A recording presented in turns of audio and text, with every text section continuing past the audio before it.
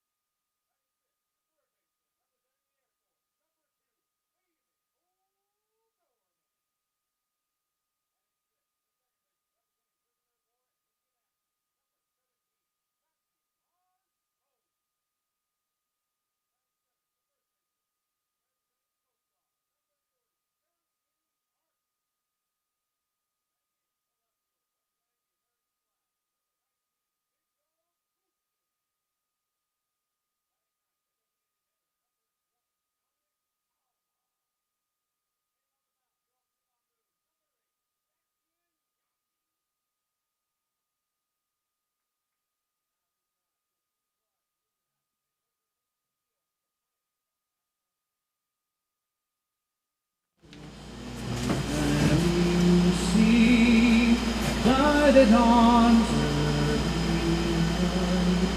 was so proudly revealed at the twilight's last gleaming, whose bright stripes and bright stars through the perilous skies o'er the ramparts we watched were so gallantly streaming, and the rocket's red glare, the bombs bursting in air, gave proof through the night that our flag was still there.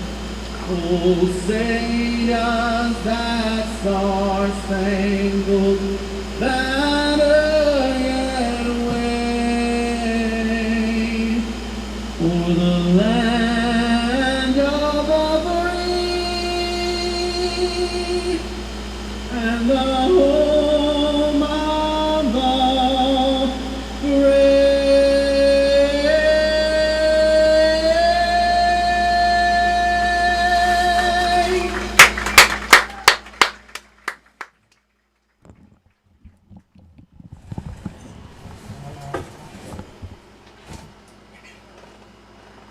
Alrighty, I'm here with Blake, Charlie, and Bentley, ready to kick off the game with the two famous words.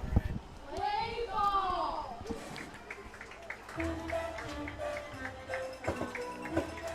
Welcome in, ladies and gentlemen, to Muller Field in Fremont, Nebraska, where the Salina Sliders are in town to take on your Fremont Moo. I'm Prescott Deckinger, joined alongside Baylor Dajan, and we're glad you could join us tonight. Fremont enters this one looking to bounce back after a tough 11-2 road loss to the Sedalia Steamers on Thursday, a game where the Moo offense struggled to find its rhythm. Tonight they face a Sliders squad riding momentum after a series victory over Jefferson City, a run that helped them jump into third place and move ahead of Fremont in the standings. With both teams jostling for position in a crowded playoff race, tonight's matchup should deliver another close contest in a season series that has featured plenty of late game drama. First pitch is coming up in Baylor. Fremont leads this season series 3-2, and in all 5 games, it's been a 2-run game going into the bottom of the 7th inning, so a lot of close contests. Do you think that happens again tonight? I have no reason to believe it won't. These two teams have been so competitive all season, and I see that, I expect that to continue for the rest of this series, as Fremont will now see Salina for 6 games in a row, and they're really competing for one of those top 2 spots in the league. I expect a good one today, tomorrow, and in the next few days. Fremont back into 4th after the loss to Sedalia. Now just 1 game behind Salina. A win tonight would put them back into 3rd. It'll be Jackson Yankee on the mound to start for Fremont. Last time he faced off against Salina was the last time they played. 5 innings of work from him, only 3 hits, no runs, 3 bases on balls, and 4 strikeouts. He'll look to have another good outing. Yeah, that was his last start and last appearance, and that was far and away his best of the season. Went deep, as you said. 5 innings of work and did not give up an earned run. If Fremont wants to win tonight, they'll have to expect some of the same from this man on the bump, Jackson Yankee. 7th start of the year. Here comes the first pitch of the game. It's outside for ball 1 to the leadoff man for the Sliders, Jake Irvin. Was 2 for 5 yesterday night against Jefferson City with 2 RBIs. Here comes the 1-0. That one just misses the outside corner again, a fastball, and it's a hitter's count to lead off this game. The Moo now sitting at 13-15 on the year. Salina slides in at 9-10. 2-0. This one is going to be fouled straight back from the bat of Irvin. Now it's 2-1. It's a Fremont side that is 9-5 in its past 14 games. They started 4-10 to begin the year. They have clawed their way back into contention. Here comes the 2-1. This one is fouled off. This time Irvin got a little bit more of it. Now it's 2-2. Yeah, and one of the big reasons why Fremont has clawed back in is their pitching has improved so much. At the beginning of the year, their ERA was above 10. Now it's still pretty decently high, but it's definitely gone down, as now it only sits at 8.04. Pitching staff has improved since that early season rocky start. Yankee looking for punch out number 1. Did it catch the outside corner? No. It'll be a full count for the first batter of this game. He's been attacking that outside corner. Hasn't gotten the call yet. Has progressively gotten closer to the zone. Irvin will look to be a leadoff base runner. Yankee has 13 strikeouts on the year. The payoff pitch is in the zone, rifled over to Marceau. Takes 1 hop into his glove, throws it over to Harrison Hart on first for out number 1. Jackson Yankee able to put down the first batter. And Harrison Hart in the first out of his Moo career, he's the one who puts him away at first. Stumbled a little bit on that first base bag, but stayed on long enough for that out. It's nice to have another first baseman for this Fremont side. Dominic Palma has played over there. Jacob Kouchenet's played over there. Burke Yassa is the mainstay over there on the first base bag. First pitch to Giles is a fastball that catches the outside corner. 2-hole hitter Preston Giles now at the plate for Salina. Yankee still working from the windup. This one is going to be fouled off from Giles. Now it's 0-2. And Hart also does have some height over there, 6'2". Not quite as tall as Yassa, but it's nice to have some trees over there on first in case any balls come in at a big height. This one is going to be fouled off from Giles. O'Gorman in pursuit. He's going to watch it fall out of play. The count will stay 0-2. Honestly, I'd say Harrison Hart even feels like he's a little bit bigger than 6'2". The first thing that Jonathan Thornhill said when he saw him earlier after Hart walked out of the room, he goes, "Man, he's bigger than he looks." And he definitely fills out that frame pretty well at first base, the usual stereotypical body size over there. 0-2 to Giles. Yankee will come home. Giles will lay off a breaking ball that caught the upper part of the zone too high. Now it's 1-2. Giles coming into the day batting .221, a .289 on base percentage. 1-2. Yankee will miss a slider away. It's another 2-2 count for a slider's batter. Last time these two teams met, Salina was only able to put 5 hits on the board. The Moo pitching staff did a good job to muffle their bats. They look to be a little more noisy tonight. 2-2 pitch will miss low, and again, it's a full count. And Yankee is through quite a few pitches through just two batters faced already at 12. Not a similar start as compared to the other Fremont pitchers who's gone pretty far. Here comes the second payoff. It did not catch the upper part of the zone, and after a ground out, Yankee will walk a batter 1 on with 1 away. Yankee only walked 3 batters the last time he saw Salina, but through 2 batters today, he's already got 1. Caden Tuck will now come into the left-handed batter's box. He's in the 3 spot for Salina. He's got 18 hits on the season. First pitch is going to be popped up into foul territory down the third base line. O'Gorman was scrambling for it. Collided with the fence as the ball dropped in front of him. He couldn't make the play, but it'll be strike 1. Yeah, it was just at that fence. It was barely in play, but a long distance to travel for even O'Gorman and couldn't quite get to him. And that's lucky break there for Caden Tuck. Can also be tough when you know that fence is there. You don't want to run into it. Always hard to get those foul balls that are just trailing close to that fence. An obstacle a lot of infielders have to be wary of. Another fastball doesn't catch the outside corner. It's 1-1. It's a spot he's been near about 4 times. Home plate umpire has called him all away. 1-1 for Tuck with Giles over on first. Yankee will pick off over to that bag. Giles will slide back head first. He's safe.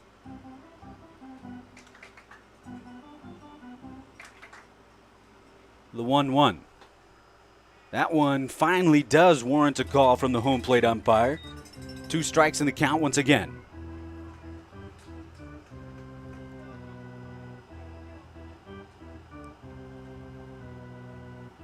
Salina's looking to get to 500 on the year.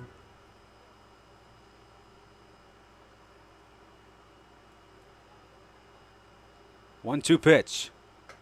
Too far outside as Tuck was leaning toward that pitch. It's 2-2 as it misses. Giles still over on first.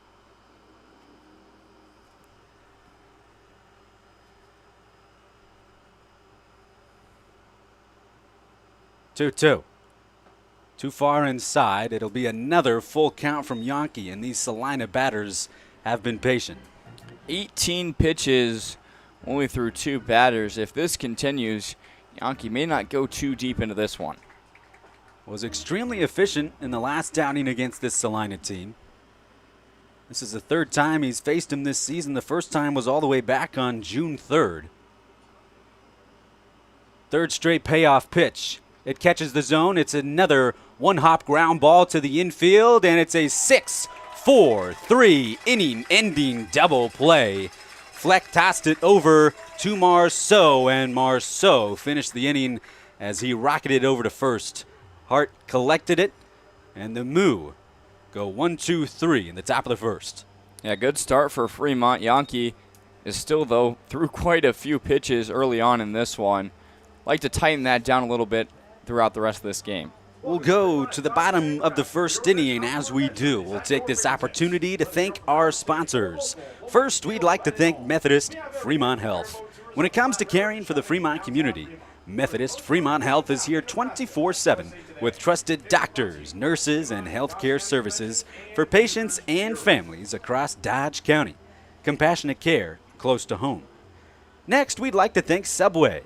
home of the legendary footlong, stacked with all your favorite toppings and made fresh right in front of you.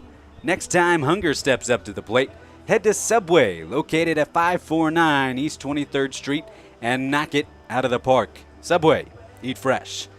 Lastly, we'll thank Raising Cane's. Tonight's game is brought to you by Raising Cane's, serving hot chicken fingers, fresh Texas toast, and quality meals made fresh every day. Stop by their Fremont location on East 23rd Street and grab a meal after the game. Bottom of the first inning, it's the debut for Fidel Hatch. No stats in the DBL so far this year. Spent 3 years at Washburn, had 52 appearances, 92 innings pitched. Over those 3 years, he accumulated a 6.07 ERA, 52 walks, and 69 strikeouts. His longest outing was 4 1/3 innings. We'll see if he goes longer than that, but this is good news for Matt Elliott, the head coach for Salina. This is a guy that is bringing in a ton of innings pitched and a lot of experience to the Summer Collegiate League. Yeah, and this season at Washburn was arguably his best season. He had his lowest ERA in his career at 5.22, and his most innings pitched 39 2/3 with also 33 strikeouts. Been a very good pitcher there at Washburn after he started his career at community college. Going to be a good addition for Salina, who is in desperate need of depth, just like about the rest of the teams in the Diamond Baseball League.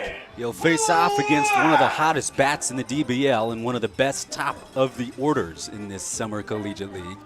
It's Ripken Fleck at the plate first, batting in the leadoff spot once again. The first pitch from Hatch is a fastball that misses low and outside. It's 1-0 for number 1.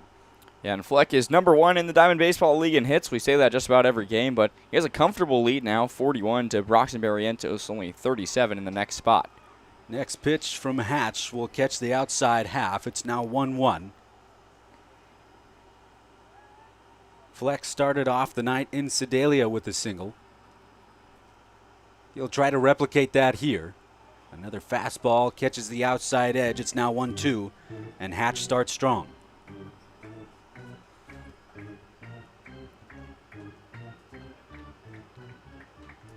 Fleck does not shy away from 2 strike counts. That one is a slider, and he's going to be rung up. Called strike 3, and Fleck will go down looking for Hatch's first at bat. That was a very good pitch there from Fidel Hatch, a slider that ran away from Ripken Fleck in the right-handed batter's box and caught that outside corner. Nothing much you can do there for Fleck, and he'll just have to walk his way back to the dugout. Hatch will start off with a K. It'll bring up Giovanni Malatesta. It's another first pitch ball on the outside corner. Malatesta coming into today, batting .363. He's got a .516 OBP. He'll take a pitch on the outside corner for strike number 1. How's that slider again?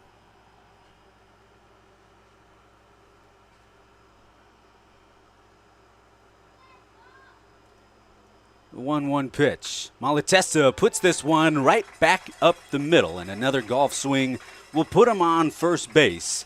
Great contact on a ball that's hard to hit inside and low, and he takes care of it for hit number 1. And Malatesta's hands move just so quickly. I thought he was taking that pitch, but at the last second he swung down at it and put it right back up the middle. He gets on with a base hit here early. It's a 1-out base runner for the Moo. The first hit of the game for either team. Now comes Carter McPeak up to the plate, playing in right field tonight.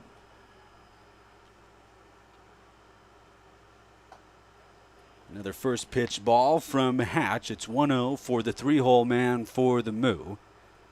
He's got Malatesta over on first after his single into center field. Hatch will pick off over to that first base bag, and Malatesta will slide back safe.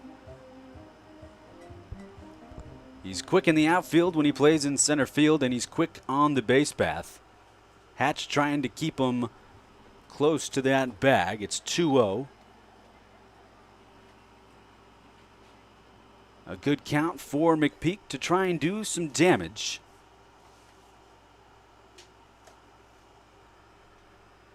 The 2-0. Again misses outside, and Davis has to scoop it into his glove after it made contact with the dirt. Now it's 3-0. You don't want to walk this batter and bring up Easton Leahy, the cleanup man. Fremont looking to put 2 aboard early. 3-0 pitch. Will catch the inside half of the plate. Now it's 3-1. McPeak will be ready to swing. Yeah, and he might come out with some vengeance. His hit list in each of his last 2 games after collecting hits in each of his first 3 appearances with the Moo. He's going to want one here. 3-1 will miss low, and McPeak will take his bag. Malatesta will advance over to second base and bring up the cleanup batter in Leahy. And Leahy, as Prescott just mentioned, is just the guy you want coming up to this spot. Cleanup man all season, and for a reason. He's 17 RBIs hit so far this year with 26 hits. And he's going to want to add a few more here early in this one. In the first of the 2 games against Sedalia, he was 0 for 3 with a walk and a hit by pitch. Malatesta already in scoring position. Fremont trying to strike first. This one is going to get away from Davis. It's rolling close to Fremont's dugout. Both runners are safe. Davis snatches it up before it can go into the Fremont side. Base runners will both advance. It's 1-0, and Baylor so far, that's been the pitch that Hatch has missed. A lot of those are trailing. His slider is just getting a little bit away from him. Yeah, he's hammering the slider quite a bit early in this one. And that kind of looked like a routine catch to be made there by Davis on the backstop, but it just bounced off of his glove and went away over to the dugout. That advances 2 runners, and an inning-ending double play is now out of question. 2 runners now in scoring position for Leahy. After a pass ball will advance both base runners. McPeak now on second, Malatesta on third. Another 1-0 pitch to a Fremont batter. Leahy's going to put this one sharply over to the right side. First baseman Caden Tuck is there. Doesn't bother with the throw home. Leahy will get an RBI ground out, advance McPeak over to third, and Fremont ahead 1-0 early. Yeah, and I talked to Easton Leahy before the game today, and he said he was going to go 5 for 5. He needed to boost that average. That is now out of question, but he did still bring a runner in. Not a bad at-bat there from Leahy by any means. Just a bit behind the pitch. He tried to put it to the opposite field. Tuck was there. It'll bring up Eamon O'Gorman, lefty on righty matchup. Davis does well to make sure it doesn't scoot by him. A pitch low in the zone.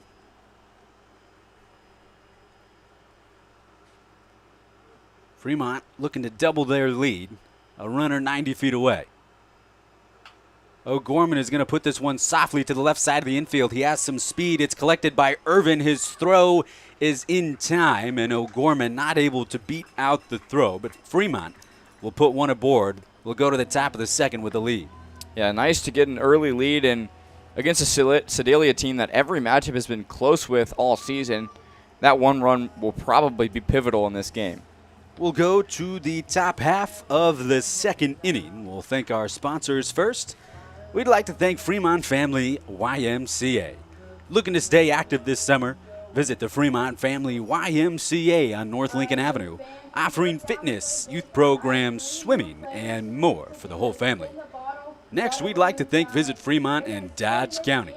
Planning your next adventure? Visit Fremont and Dodge County has everything from local events and dining to outdoor fun and family attractions in the heart of Nebraska. Lastly, we'll thank Buffalo Wild Wings. Catch every big play at Buffalo Wild Wings in Fremont, serving up wings, burgers, cold drinks, and non-stop sports action all week long. Stop by on East 23rd Street and make game day your favorite day of the week. Top of the second inning, Moo in front 1-0 after the RBI ground out brought Malatesta home. Yankee still on the mound. And 3 of the batters he faced, all of them went to full counts, so his pitch tally already getting up there. At 19. He'll face off against the cleanup batter Diego Cancel. We'll take a look at Fremont's defense. Behind the dish is Easton Leahy over on first. Making his debut, Harrison Hart. On second, Matthew Marceau. Over at third, Eamon O'Gorman. At shortstop, as always, is Ripken Fleck in left field. Jacob Kouchner in center. Giovanni Malatesta, and rounding things out in right field is Carter McPeak. Cancel will step into the left-handed batter's box to start the top of the second. Yankees' first pitch just misses outside. That's been the spot that he has wanted as a called strike. 1-0 pitch. Will miss outside again. This one high as well. It's now 2-0. Cancel was 0 for 4 against that 8-7 walk-off victory against Jefferson City that Salina had yesterday night. He's got a favorable count. This one is launched into right field. Back on it is Hart, and Cancel will launch one over the right field wall. 325 is the distance out there to the foul pole, and he knots things up with one swing of the at-bat. He touches all four. And that's the first time all season I've seen a ball hit over the right field wall here in Fremont. And I thought that one had a chance. It was a high fly ball, and it just narrowly went over the wall out in right field. As Prescott said, 325 out of the foul pole, but a little bit in between that 355 marker over towards the scoreboard. Next batter up for Salina is Austin Schroeder. He'll foul a pitch sharply off into the parking lot. Harrison Hart just watched that one go over the fence. He had no chance of putting it into his glove. There's an off-speed pitch from Yankee to Schroeder. It's now 0-2. Yankee wants to respond after that home run. This one is going to be put into center field. Back-to-back base hits has Salina in a bit of a rhythm here. That'll bring up the 6-hole hitter Spencer Goldston with still no outs. Yeah, Cancel came into the day with no home runs and only batting 196 after a 0-for-4 performance against Jefferson City. Now has a home run to lead off the second, and following him, Austin Schroeder does not cool down either. He hits a base hit. Spencer Goldston now at the plate. Yankee delivers a fastball low and outside. It's 1-0. Goldston was 1 for 2 with the walk yesterday night. That pitch is left low and inside, and now Leahy will call time. He'll come out and talk to his starting gunslinger. 2 straight base hits for the Sliders, one of them a home run, one of them a single into center. And now they have momentum back on their side. It's a quick conversation. Leahy will come back behind the plate. Yeah, he just needs him to tighten up there, stay confident. He's shown that he can do some damage or be a good pitcher, especially against this team where he threw 5 shutty earlier this season. Just need to lock back into that form of Yankee. This one is put sharply over to the right side of the infield, and Goldston will put it opposite. And now 2 base runners aboard, 2 consecutive singles. And Salina in a good spot. Yeah, and I think that's because they took so many pitches and had such long at-bats in the first inning. Now in this one, they're just taking their time, and Yankee's already a little bit gassed. And it's showing here. No outs, back-to-back-to-back hits. One of those was a home run. He's now at 28 on the night. Gabe Jackson, the 7-hole man for the Sliders, comes up into the right-handed batter's box. Squared around to bunt. Yankee delivered a fastball right down the middle. 0-1. We'll see if Jackson will try to square around again and advance both base runners.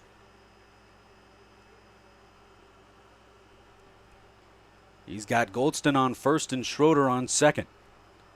0-1 pitch. He does square around, and he does get the bunt down. It's over to Yankee on the right side of the mound. His throw is over to first in time.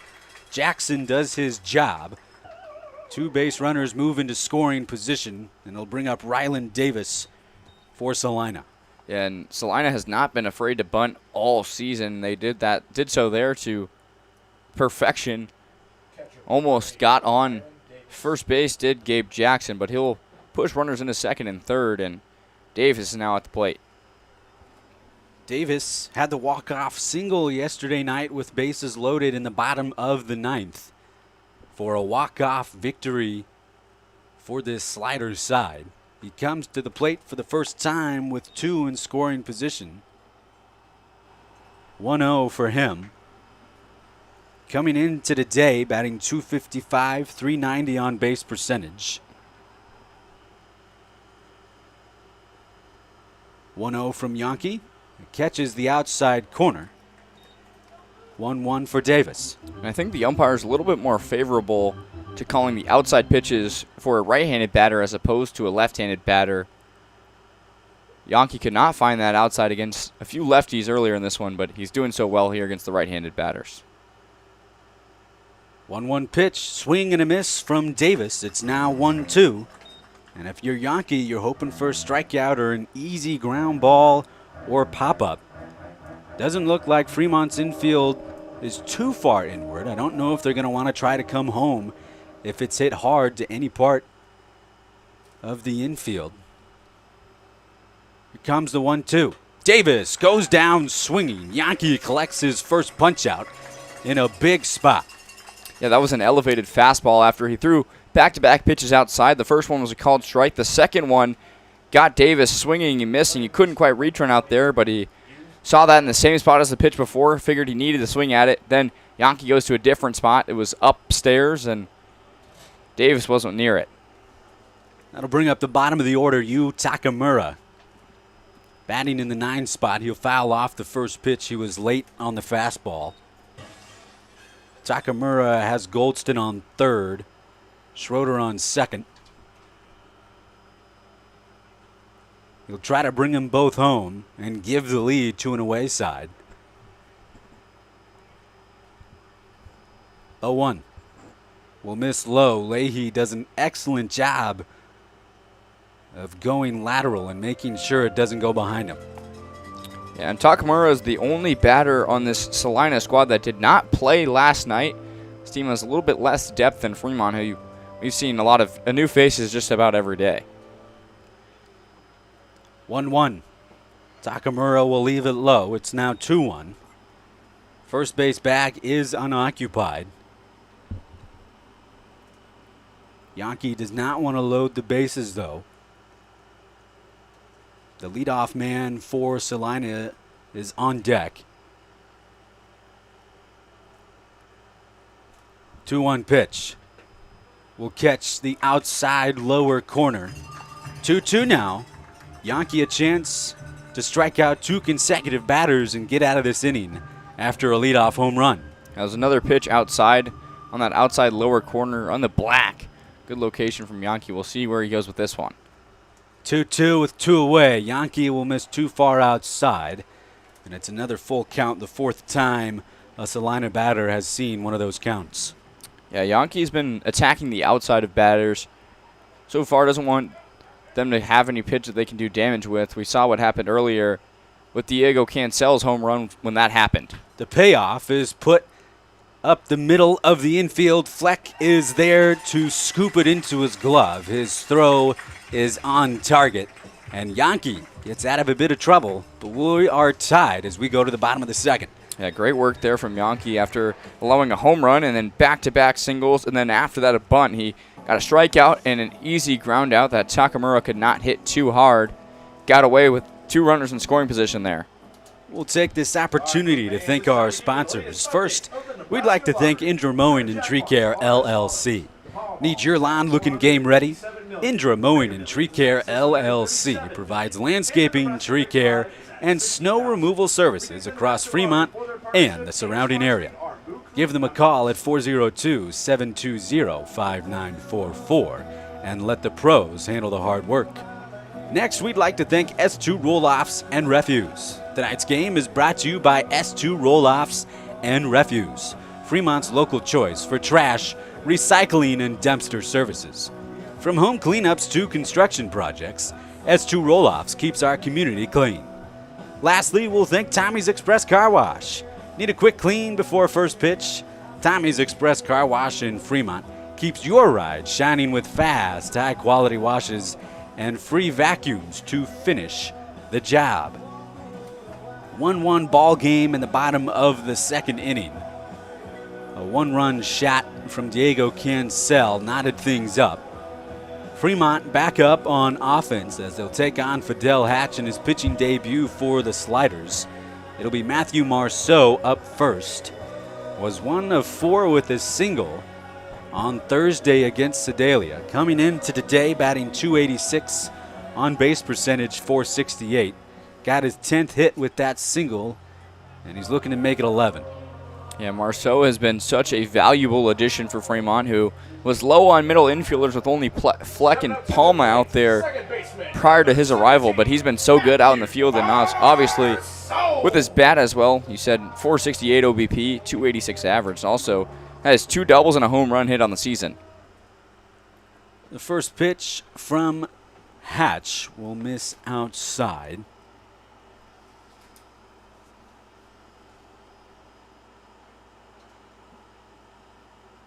One and 0 to Marceau. Another pitch low as Davis goes to the dirt for it.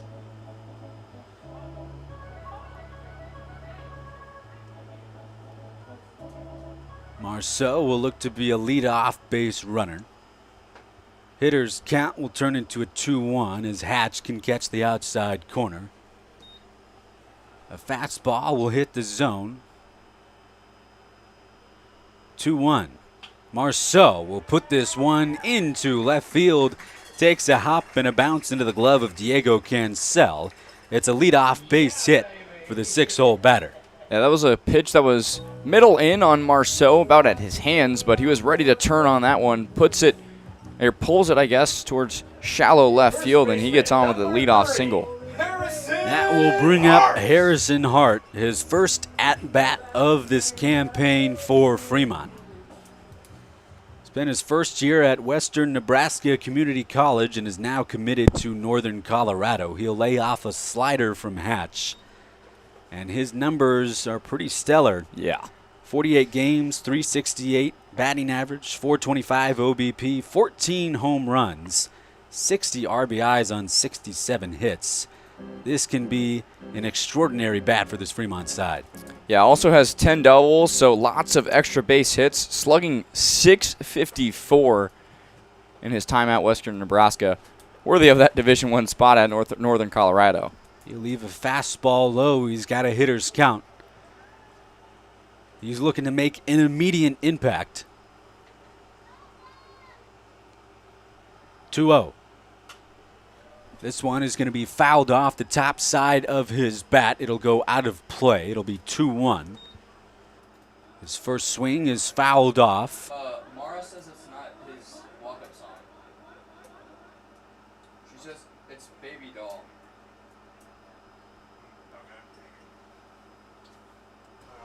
The 2-1, Marceau was nearly caught off the first base bag. He was looking to steal, primed and ready. He was able to get back. Hatch had the pickoff. We'll see if he tries to go again. The 2-1 will miss, and now it's 3-1. Hart hails from Gretna, Nebraska. He's got a hitter's count. The 3-1. He will leave on the outside edge. It was not the strike 2 that Hatch could not get called, and he'll head down to first, his first at-bat, courtesy of a walk. Yeah, just like Carter McPeak walked in his first at-bat, Harrison Hart will do the same.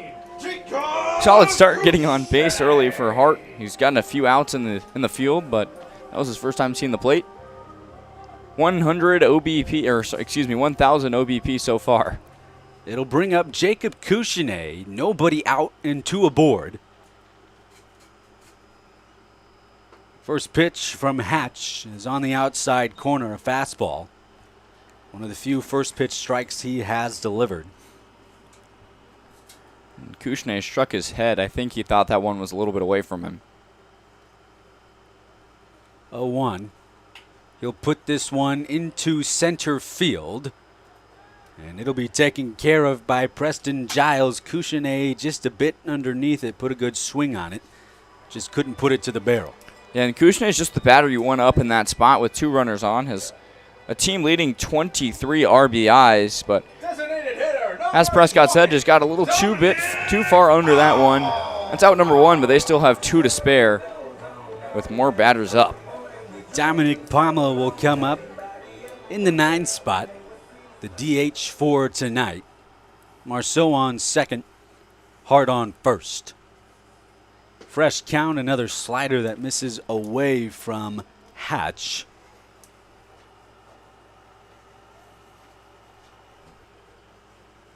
Top of the order will come up for the Moo. That one will catch the outside corner. It's now 1-1 to Palma.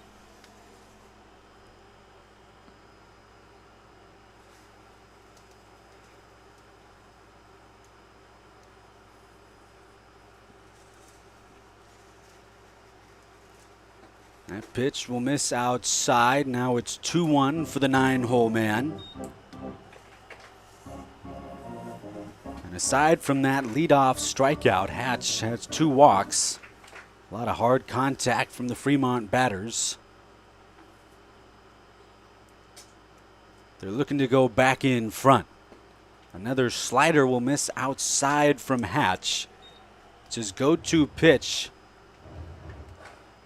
Just hasn't been in the zone too often for him. And if he does attack the zone here, expect Dominic Palma to try to go into opposite field. He's has a lot of extra base hits out there this season.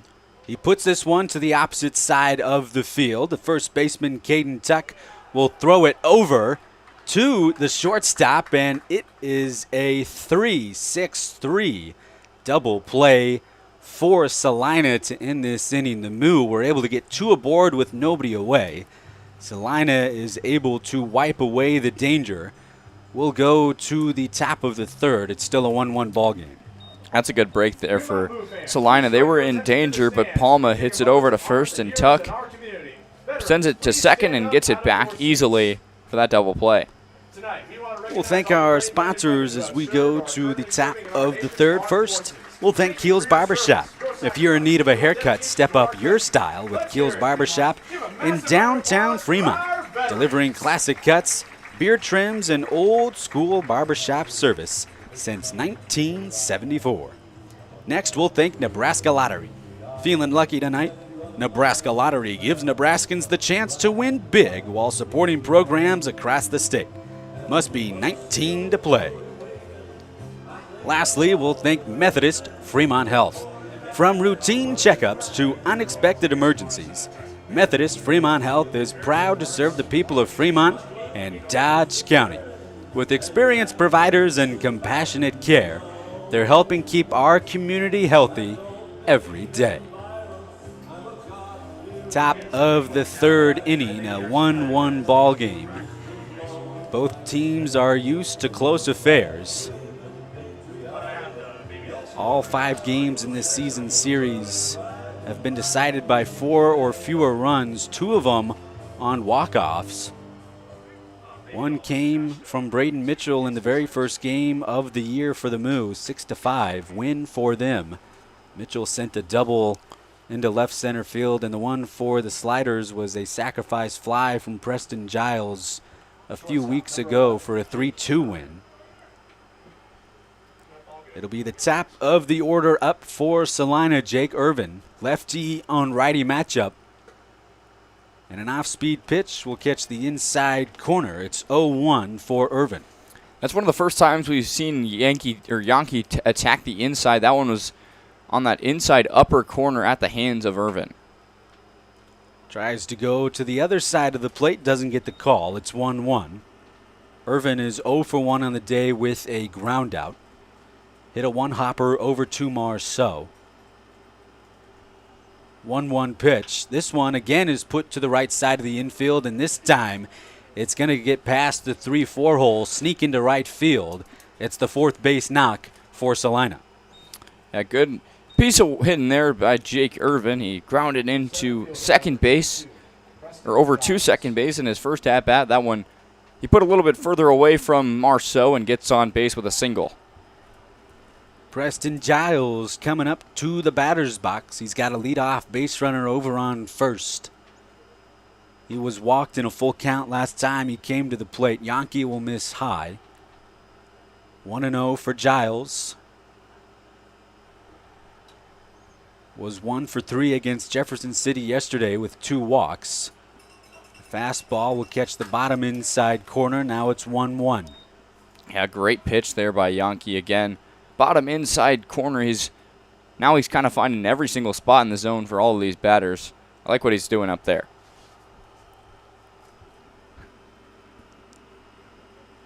1-1 pitch is left high. A breaking ball. Didn't get enough drop. 2-1 for Yankee to the 2-hole man. Top of the order still up for Salina. 2-1 pitch is put softly to the right side of the infield. Marceau has to make an uncomfortable throw and motion. It's over the glove of Hart into Salina's dugout. That's going to be an E4.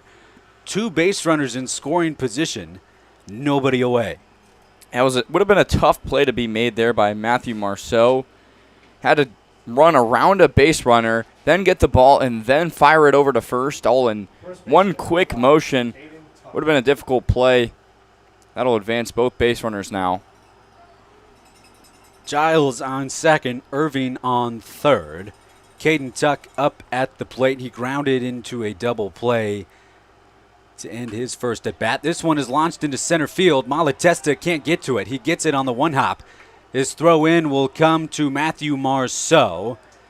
And that error already proving costly for Fremont. It's a 2 RBI single for Caden Tuck. They are up 3-1 now. Yeah, it only took one pitch for them to take advantage. A nice piece of hitting there by Tuck, who put it into shallow left center field. Brings in 2 base runners, and Salina has their first lead of the day. 2-run advantage for the Sliders. They're out in front early. Yankee will pick off over to first base. Tuck will slide back safe.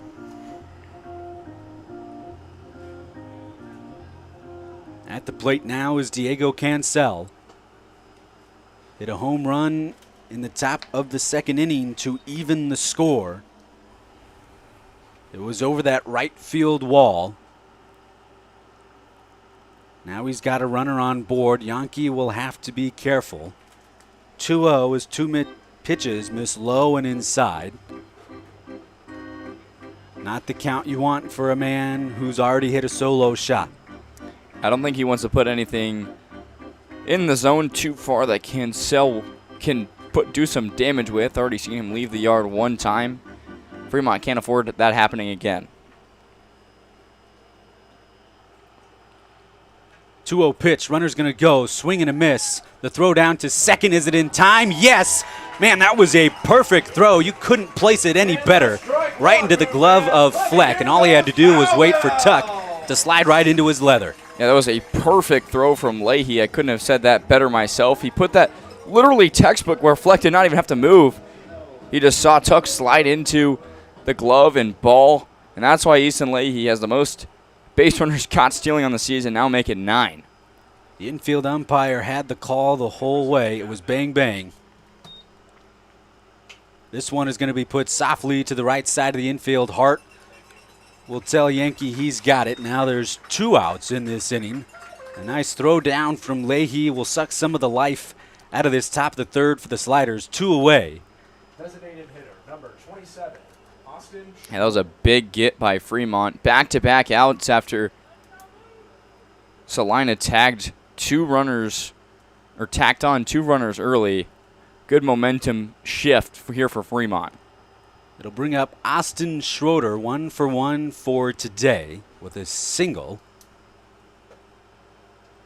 That pitch from Yankee too far inside. It's 1-0 for the 5-hole batter in the middle of the order.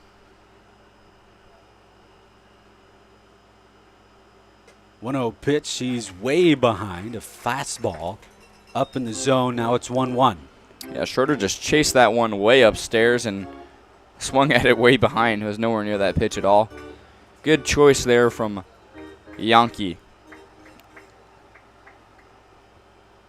1-1 delivery. Another swing and a miss from Schroeder. After going to the fastball, he goes with an off-speed. Now it's 1-2. Schroeder was still behind that one, too.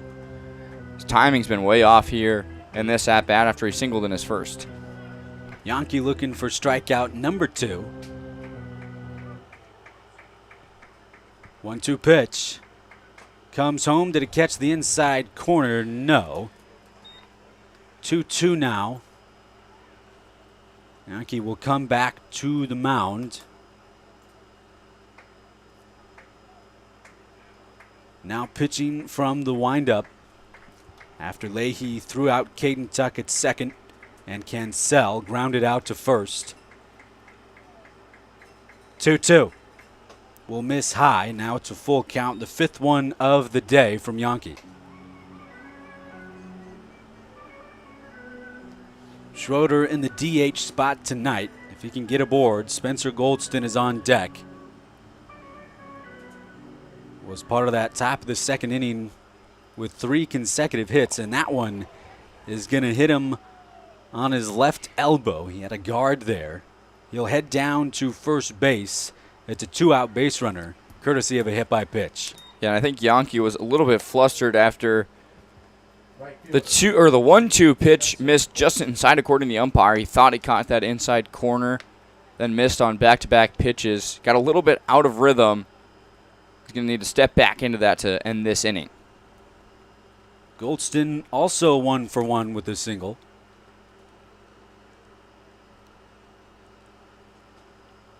He's got Schroeder on first. Fastball will miss. Leahy quick fires down to first base. It's not in time. Schroeder was able to get back. Just barely, though. Throw was a little bit high from Leahy. Hart couldn't tag him out in time, but took a very large lead at first. 1-0 pitch is going to be fouled into Salina's dugout. Now it's 1-1. Goldston coming into the day, batting 114, 188 on base percentage. Not the highest of numbers, but he's 1 for 1. He'll leave a 1-1 pitch low and away. Another 2-1 count for Salina.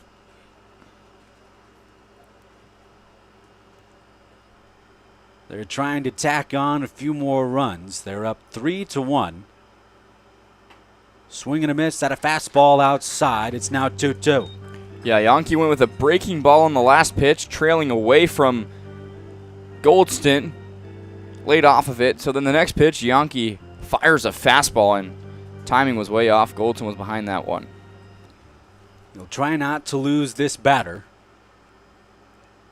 2-2 pitch. This one is going to be put into center field, and there to make the catch is Giovanni Malatesta. He corrals it into his glove. 2 runs will come to score after the 2 RBI single from Caden Tuck, but Yankee is able to limit the harm that comes from Salina. Yeah, and so far this has been one of the most high-scoring matchups between these two squads. Earlier on in the season, I guess there was a few high-scoring games, but in recent weeks it's been closer in the last few battles. We're off to a lot of hits and runs so far on this one. I expect a good rest of the way through. We'll take this opportunity to thank our sponsors as we head to the bottom half of the 3rd inning. First, we'll thank Subway. Subway is batting 1,000 when it comes to fresh flavor. Build your perfect sandwich, pile on your favorite toppings, and enjoy a meal made right in front of you. Visit Subway at 549 East 23rd Street. Subway, eat fresh. Next, we'll thank Raising Cane's. Whether you're celebrating a Moo victory or just working up an appetite at the ballpark, Raising Cane's is ready to serve. Stop by their Fremont location on East 23rd Street for fresh chicken fingers and a meal the whole family can enjoy. Lastly, we'll thank Fremont Family YMCA. Just like the Moo are staying active on the field tonight, you can stay active all summer long at the Fremont Family YMCA. Stop by North Lincoln Avenue for fitness, swimming, youth programs, and more for the whole family. Bottom of the third inning, a game that Salina has broken open just a bit. 5 hits to Fremont's 2. They hold a 2-run advantage. Their bats have gotten going against Yankee, something they couldn't get going against number 8 last time they faced him. Just 5 hits on the day and 3 against Yankee. Already their tally is up to 5, and they'll face off against the Fremont offense yet again. It'll be the leadoff man, Ripken Fleck, to start off this inning. Struck out looking in his first at-bat, and first batter faced all year from Hatch. We'll see a different result hopefully come to fruition.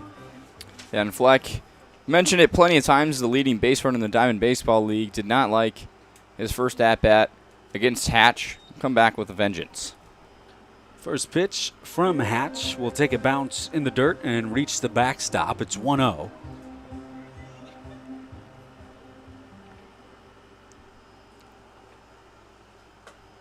That off speed does not catch the outside corner. Hitters count for Fleck.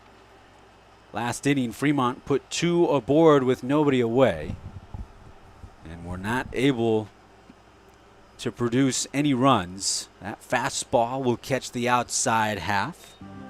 2-1. Both the Fremont's hits came on inside fastballs that Malatesta and Marceau were both able to turn on. It's now 3-1. Fleck will try to be a leadoff base runner.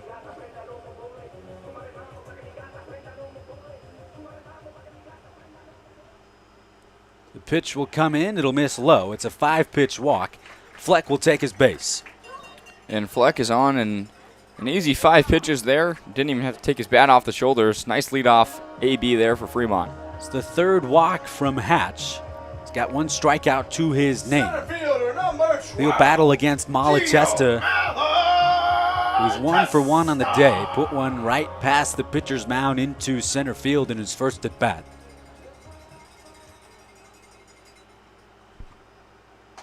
Fresh count becomes 1-0 for Malatesta. Fleck is a fast base runner over on first base. Tuck has been the only runner to try and steal. When he did, he was caught. Fleck will dance back over to first base after Hatch picks off.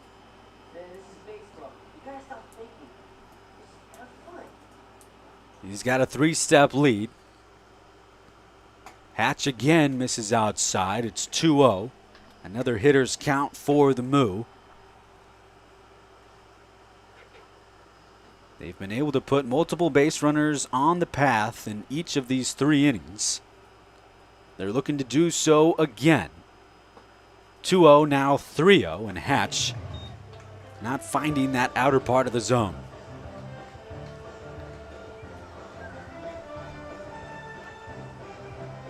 Seven of his 8 pitches in this inning have been balls. 3-0 delivery is right down the middle, and now Malatesta will have the green light. And Malatesta singled in his first at-bat and would like to collect another hit here.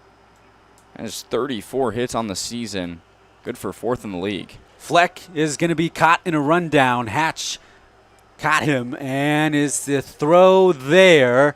Yes. The sliders were throwing it back and forth like a pendulum, and Caden Tuck applied the tag. Fleck is caught in the middle of that base path, and now Fremont is down a base runner. Yeah, and Fleck had yet to be caught stealing heading into the game. That time he just got caught in a rundown. We saw the last time against Salina, or at Salina, I should say, Fleck got caught in a rundown that ended up ended up scoring afterwards. We did not have the same faith there, and he's out. It was a glancing tag from Salina's first baseman. 3-2 count for Malatesta after 3-0 from Hatch. Payoff pitch misses. Malatesta will head down to first And instead of first and second with nobody away, it's now a runner on first with one away. Malatesta now has his 19th walk of the season. He had a 5.16 OBP heading into the day, and he shows why in both of his first 2 at-bats. Has a nice single and now a walk, doing what he does best. McPeak will come back to the plate. He was walked as well, one of 4 Fremont batters with the free base pass. First pitch slider catches the outside corner. It's 0-1 for Fremont's 3-hole man. Coming into today, batting .235, .391 on base percentage. He's got 4 hits, looking for number 5. Swing and a miss on a pitch on the outside half. Now it's 0-2. Yeah, he hesitated a little bit at that one. Then by the time he was swinging, he was behind it.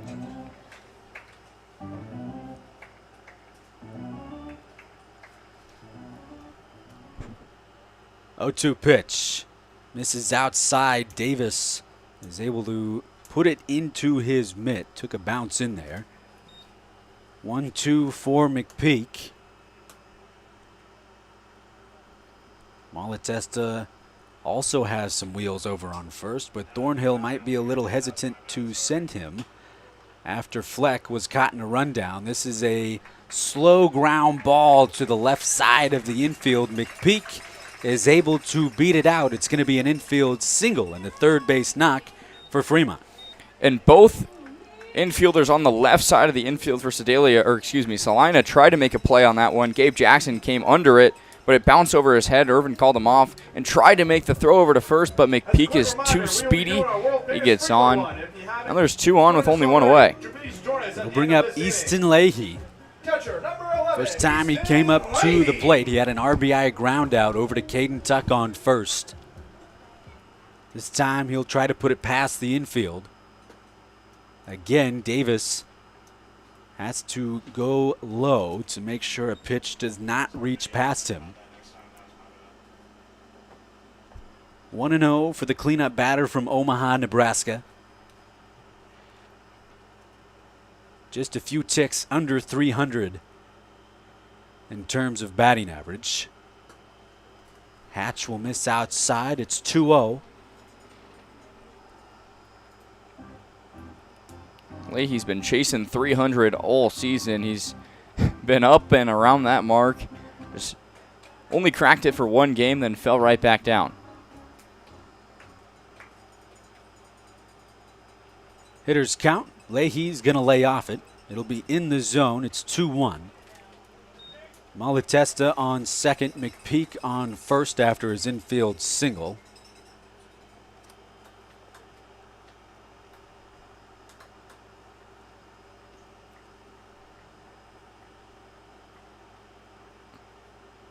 Two-one pitch. Will catch the outside edge. It's now 2-2. It's been a call that's been given to a lot of right-handed batters.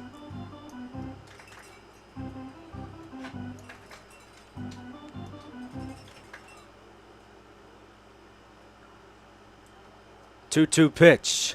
Leahy will put this one into right field. It's an opposite field hit. Malatesta is going to head home. He had the hold signal up from Thornhill. He decided to go anyway, and a decision that pays off. It's an RBI single from Easton Leahy. And Leahy, it was a breaking ball trailing away. He saw it very well and poked it into opposite field. Takes a hop into the glove of Goldston. He makes a throw, but it was short. It was cut off by the pitcher, Fidel Hatch. And Malatesta got in safely. It's now 3-2.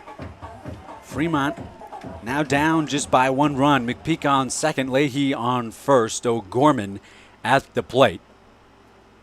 That pitch will miss low and inside. Somewhat of a missed opportunity if Fleck wouldn't have been caught on the base path. It could be tied up at 3. 1-0 becomes 2-0. Hatch too far inside. It's another hitter's count for Fremont. It was a good pitch from Hatch at the hands, just a little bit too far inside according to the umpire. That one is right down the middle, catches the bottom half. It's 2-1. Both RBIs have been credited to Fremont's cleanup man, doing the definition of his job so far tonight. 2-1. O'Gorman puts this one into right field. It's going to get down, takes a bounce behind Spencer Goldston. O'Gorman is going to be held up on second base. Thornhill sending home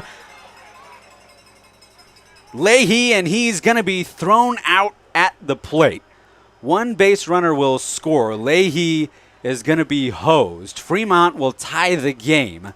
Thornhill aggressive on the base path with his call. It doesn't pay off, but the game has been leveled. Yeah, that one wasn't really close at home plate, but O'Gorman talked about earlier today. He said he needed to get his slugging percentage up, and that's how you do it right there. An RBI double in a big spot into right center field. Great hit there from O'Gorman to tie this one up. It was launched over to that area. It took 2 hops into the fence. The relay from Spencer Goldston to Yu Takamura was on time. It is 3-3 though. Both teams now have 5 hits apiece. Fremont still has an opportunity to bring another one home. It's Matthew Marceau at the plate now. 1 for 1 on the day with a single. Hatch can't catch the outside corner, and it's 1-0.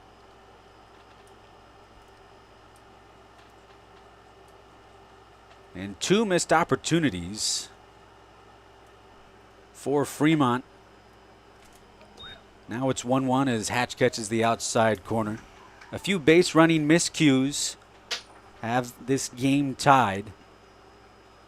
Fremont would be for sure ahead.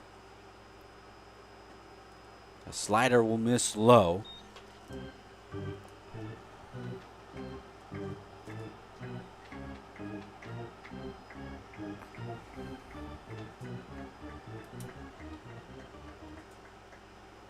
Here's the 2-1. Marceau will leave it outside. It's called a strike 2.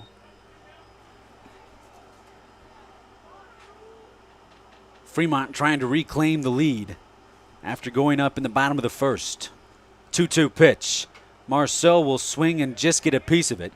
He does a good job to reach for that pitch as it was trailing outside. He stays alive. Yeah, great work there by Marceau. That's not a play that goes into the stat sheet, but if he gets on base in this at-bat, it's all because of that foul tip right there. Trying to bring O'Gorman home after his RBI double. Another 2-2. Marceau will swing and miss. That one too far off the plate for him to get to, and Hatch secures his second strikeout, but Fremont put 2 aboard. It's a good game so far after the first third of this game, 3-3 as we head to the top of the 4th. Yeah, almost identical pitching from each of these squads so far.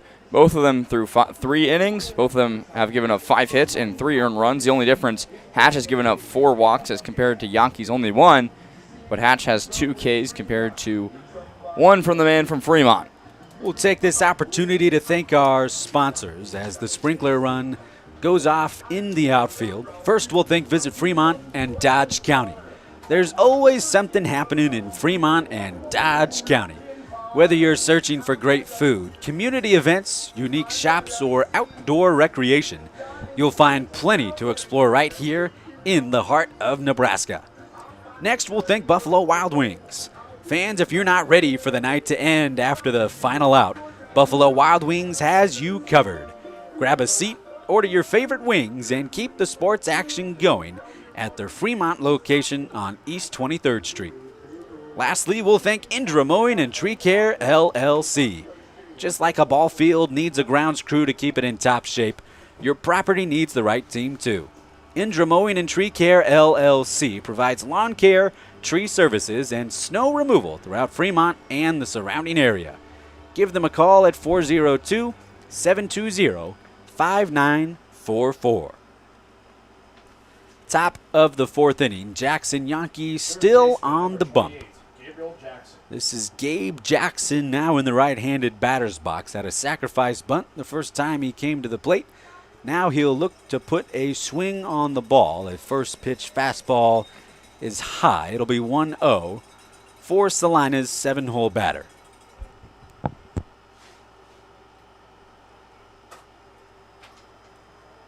This one is going to be put high into shallow left center field. Fleck is there with Malatesta in reserve.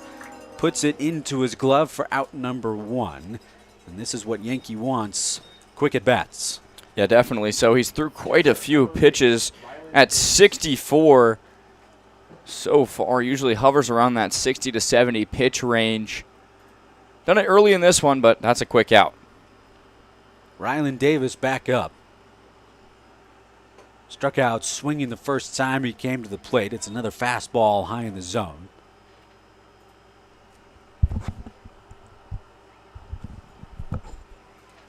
The lone strikeout of his outing so far for Yankee. Davis will foul off a pitch into the right side netting. It's 1-1.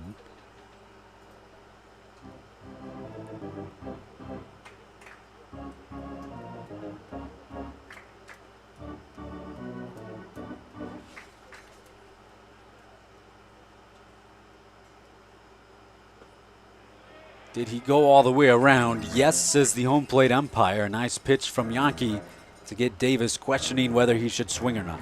Yeah, got him chasing a slider there. A great pitch from Yankee that runs way away from Davis. Came in at about in the zone, but Davis couldn't track the movement. 1-2 will miss high and away. It'll make the count level at 2-2. Yankee looking to go 1-2-3. Did that in the top of the first. Trying to do it in the top of the fourth. 2-2 pitch. This time Davis is able to hold off. The home plate umpire will ask for help from his infield partner. He says no. 6th full count for Yankee.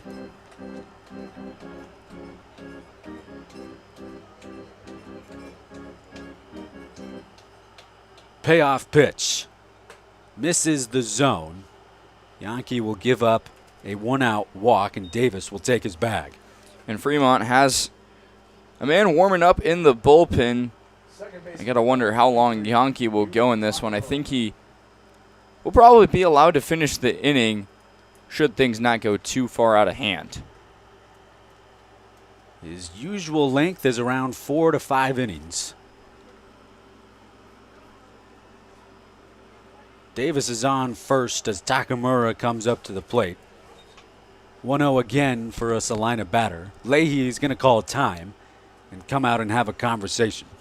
Yeah, Yankees now at 71 pitches through 3 1/3 innings. As I said, usually goes for that 60 to 70 mark. Gotta imagine his night is nearing its close in the next inning or so. Leahy will conclude his conversation with his starting man. Takamura on the night 0 for 1 with the ground out. Batting .273 on the year. Yankee, after the conversation, just misses inside. It's 2-0. It's been a call that neither pitcher has been able to get on that inside half for right-handed batters and outside half for lefties. 2-0 will miss high. 3 balls, no strikes. The first time that Yankee has had a count like this. Needs to put one in the zone, or else he'll risk putting a runner in scoring position.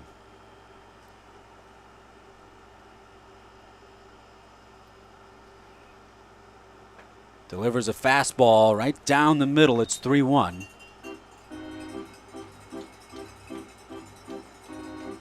He's looking to go back to that spot.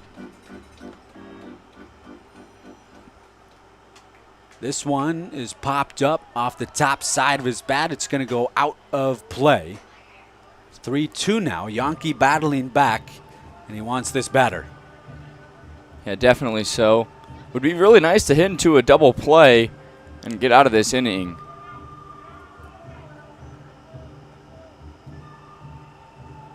Another full count, the 7th of Yankees' night. 3-2. This one is put into left field, and Fleck is there for the play. The left fielder, Jacob Couchinet, didn't get a read on it at all. He was standing pretty much flat-footed because of the sun, and Fleck is there to save the day with the sliding grab. Yeah, that was a very nice catch over his head into the sun and made that one look effortless. Got back up, ready to fire over to first. Well, that's an out there, courtesy of a great play from Fleck. Well done by Fremont shortstop. 2 away now. Jake Irvin back up in the batter's box. Yankees fastball is too far inside. It's 1-0. Irving has put 2 balls in play, one of them to Marceau. The other one just past the first and second hole. That one misses outside. It's now 2-0.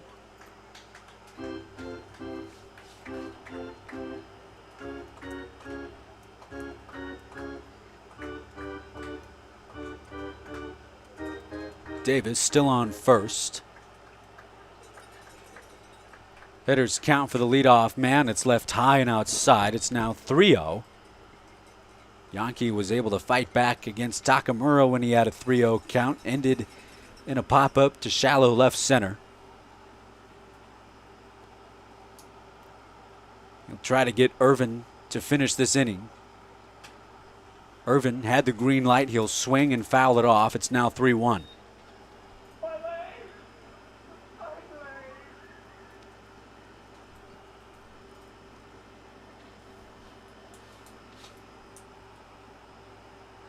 3-1 from Yankee. This one is going to be put again to the right side of the infield. Marceau is there on the fringe of the dirt and the grass. He makes the play.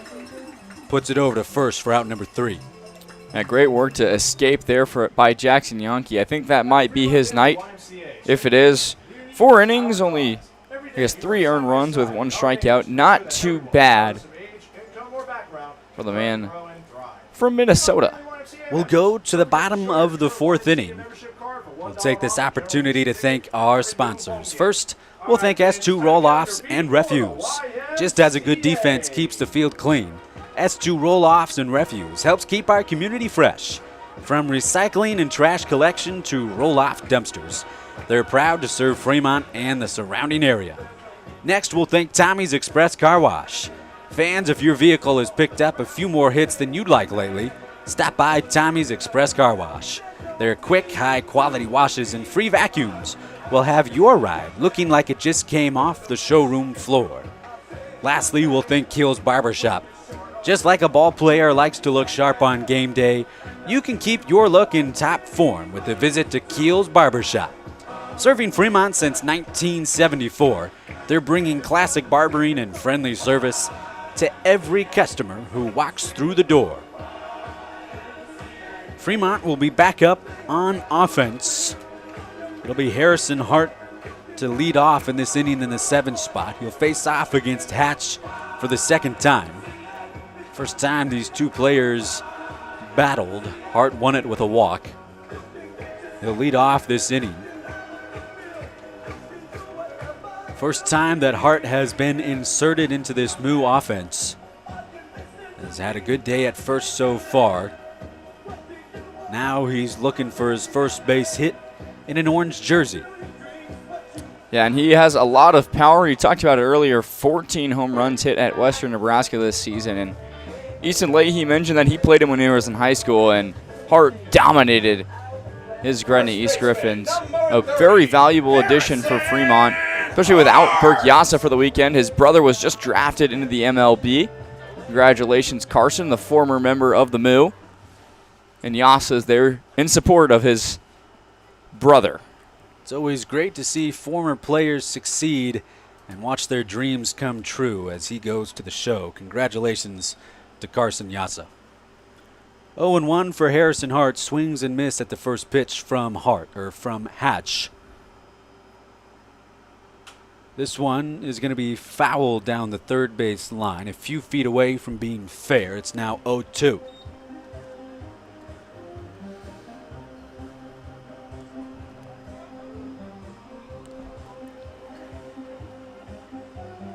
Moo looking to go back in front after a bottom of the first 1-run tally. Slider does not catch the outside corner. It's a good eye from Hart. It'll be 1-2.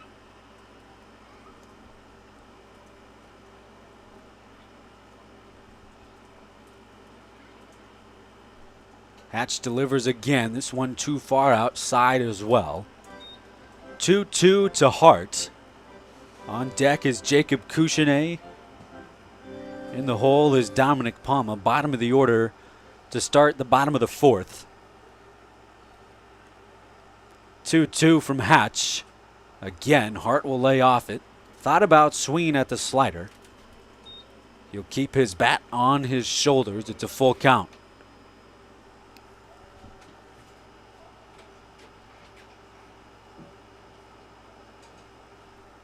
Payoff pitch. Hart will swing and miss. He goes down on strikes to Fidel Hatch.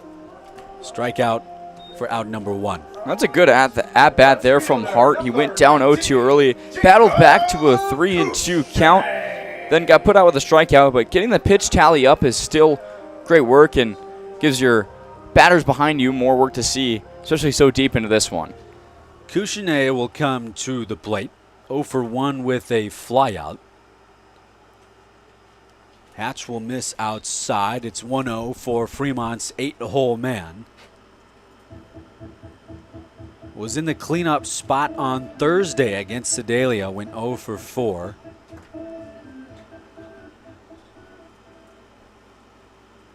Doesn't swing at that pitch. Gets away from Davis.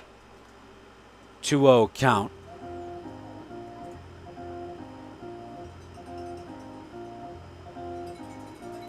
Coming into today, batting .234, 367 on base percentage.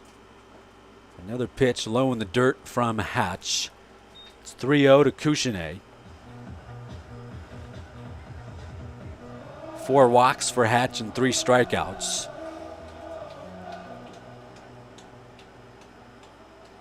3-0 pitch does not get a call from the home plate umpire. 4-pitch walk to Couchinet after a strikeout. It's a 1-out base runner and a free base pass for Couchinet. A good way to work a walk there by Couchinet. Only had 12 coming into the day, now make it 13. Good piece of work from the left fielder. It'll bring up Dominic Palma. Grounded into an inning-ending 3-6-3 double play. Palma hails from Cave Creek, Arizona. Will head to Missouri Baptist for his final year of college ball. Did not play in his senior year due to injury, but now he's healthy. Ready to make a difference for a Moose squad that is knotted at 3 apiece against a Sliders side that always plays games close.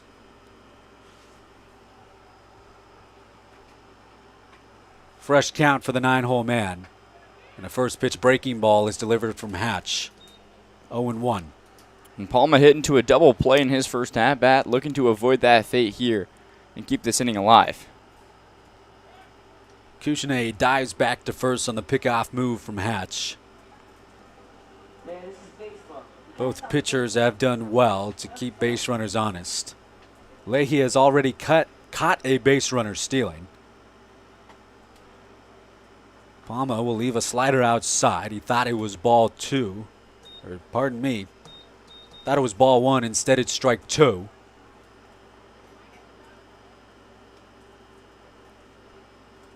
He's got to protect in the count now. Swing and a miss. Palma had to reach for it. He knew that outside call had been there all day for Hatch. He goes down swinging for the 4th strikeout. Yeah, just chased that one, had to protect. Shortstop. Didn't get any contact with that one, and he's put out. For Hatch's 4th K of the day, he's gotten 3 in just the last 4 batters. Fleck will come back up to the plate, 0 for 1, strikeout and a walk. Couchinet still over on first. Now he's going to dash on over to second base. A passed ball reaches the backstop. Fleck has a runner in scoring position and a 1-0 count. And there's been several of those passed balls that have allowed Fremont base runners to advance.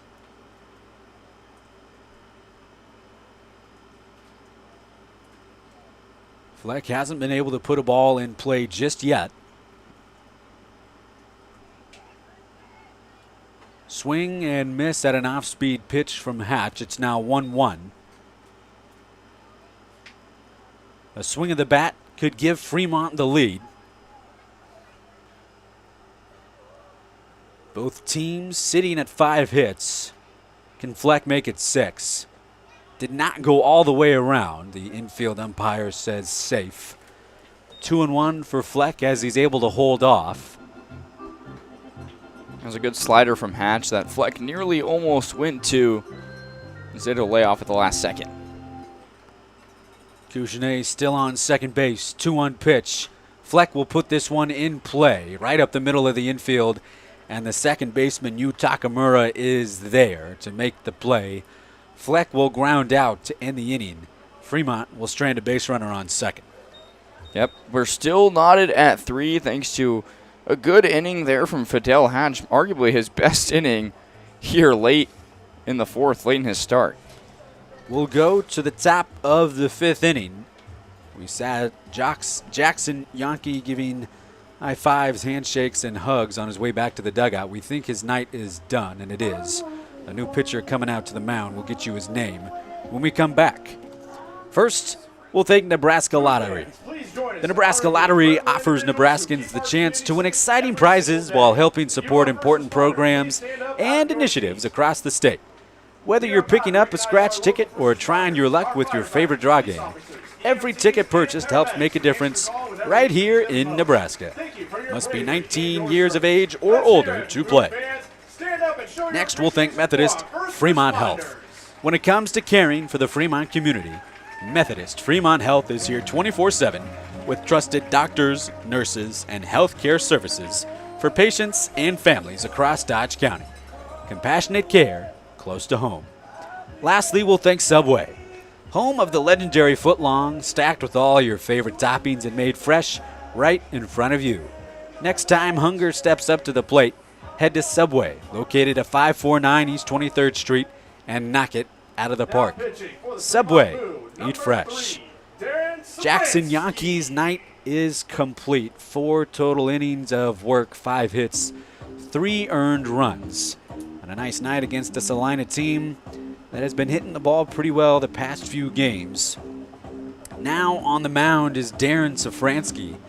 His 4th game, he's been a man that Thornhill has liked to go to. Each game he's come into, he's been able to give 2 innings. He's got 6 total on the year, a 6 even ERA, 6 strikeouts, 3 walks, and 5 hits, a 1.33 whip. Doesn't allow too many base runners on board. And he'll have to face off against top of the order for Salina and Preston Giles.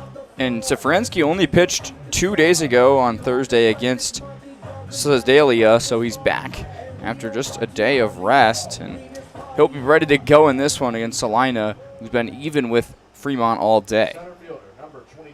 Giles 0 for 1 in the day, a walk and reached on an E4.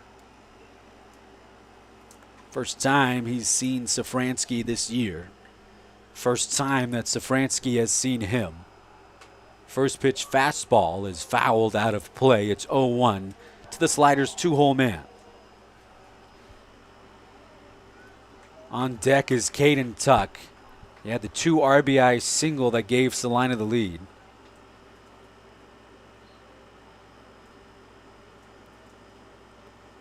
Oh-1 from Safransky. Again, a fastball catches the outside edge. It's 0-2.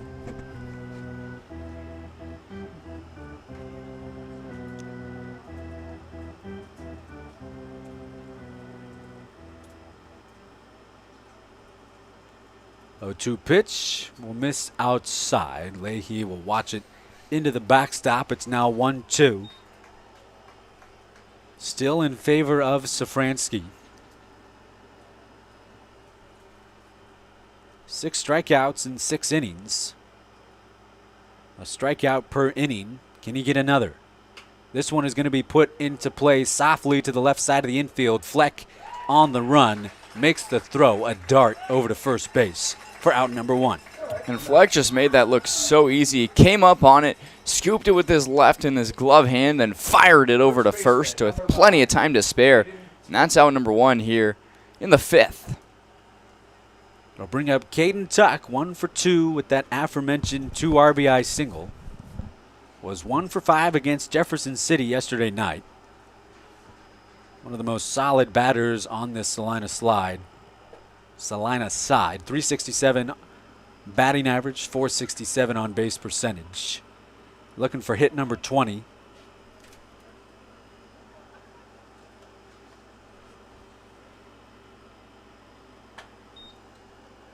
Safransky will miss outside.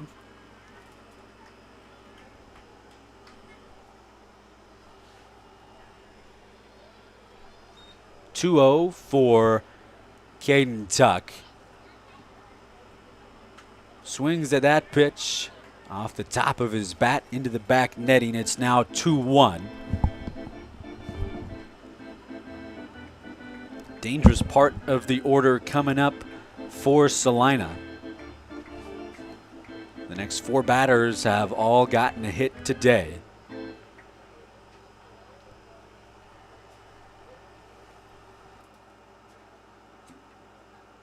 (2-1) to Tuck. He'll put this one in play over the leaping glove of Ripken Fleck. He was on that fringe in shallow left field, and it's another base hit for Tuck. That was a nice hit by Tuck. Fleck dove as high as he could up in the air to get that one, but just a little bit too high. And Tuck's on with a single, his second of the day. Cancel will now come in the left-handed batter's box. 1 of 2 on the day. Had a solo shot in the top of the second inning over the right field wall. First time this year that a home run has been over that part of the field. He'll foul off the first pitch he sees. 0-1 to Cancel, who was 0 for 4 yesterday night against Jefferson City. Coming into today with just 11 hits, 10 RBIs, now make that 12 hits and 11 RBIs. Another swing, another foul ball. It's 0-2 again for Safransky. Who's feeling thirsty?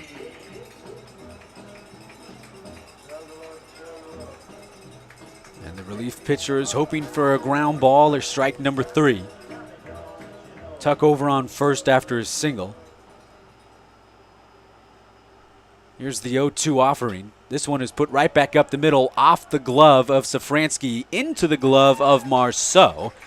Both players had to make adjustments. Marceau was able to get there, makes the throw over to first for out number 2. It just barely poked off of Safransky's glove, and that moved the ball quite a bit. Marceau had to move on it, and had that not hit his glove, probably would have been a little bit faster, and Marceau could have possibly turned 2. Instead, he'll have to settle for 1. That'll bring up the middle of the order with Austin Schroeder. 1 of 1, a single and a hit by pitch. Was hit by Jackson Yonke in a full count. Tuck moved over to second base. First pitch from Safransky nearly hits Schroeder. It'll be 1-0.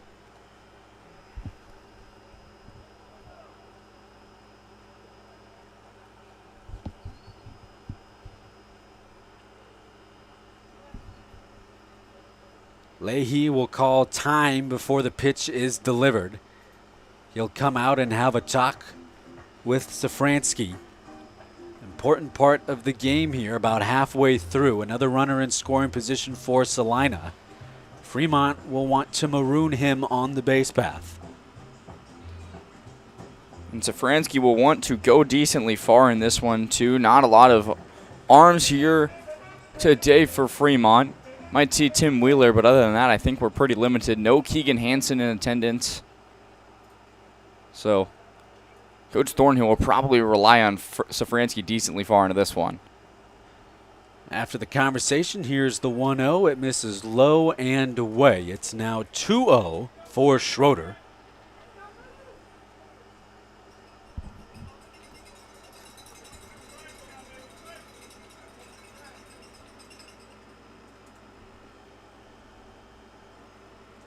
2-0 pitch is in the zone and fouled off.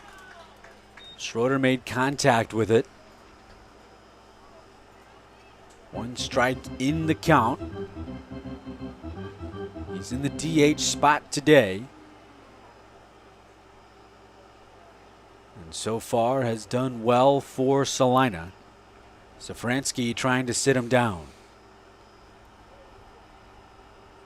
2-1 as Leahy lines up on the outside edge. That's where the pitch goes, and the home plate umpire says strike 2.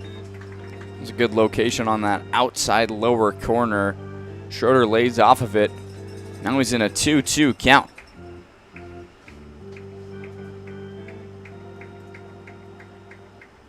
Two and two with 2 outs and a base runner on second. Safransky comes home, swing on a miss at a high heater inside. He does get his 7th strikeout in 7 innings. Strands the base runner and will go to the bottom of the 5th. Still a 3-3 ball game. This has got the makings of a great ball game, and Darren Safransky has excellent work on the mound there. If Fremont wants to come out on top on this one, they're going to have to rely on him more. Halfway through this game, 8:37 here in Fremont, Nebraska. We'll take this opportunity to thank our sponsors. First, we'll thank Methodist Fremont Health. When it comes to caring for the Fremont community, Methodist Fremont Health is here 24/7 with trusted doctors, nurses, and healthcare services for patients and families across Dodge County. Compassionate care close to home. Next, we'll thank Subway, home of the legendary footlong, stacked with all your favorite toppings and made fresh right in front of you. Next time hunger steps up to the plate, head to Subway, located at 549 East 23rd Street, and knock it out of the park. Subway, eat fresh. Lastly, we'll thank Raising Cane's. Tonight's game is brought to you by Raising Cane's, serving hot chicken fingers, fresh Texas toast, and quality meals made fresh every day. Stop by their Fremont location on East 23rd Street and grab a meal after the game. Fidel Hatch will still be on the hill for Salina. 4 innings of work, 5 hits, 4 strikeouts, and 4 walks. A solid debut from Hatch, and another pitcher that Matt Elliott can use for the Sliders. He'll face off against the top of the order in Giovanni Malatesta in the 2-hole spot. Has reached the base path twice tonight, a single and a walk. Center fielder, number 12, Gio Malatesta. Third time he'll see Hatch tonight.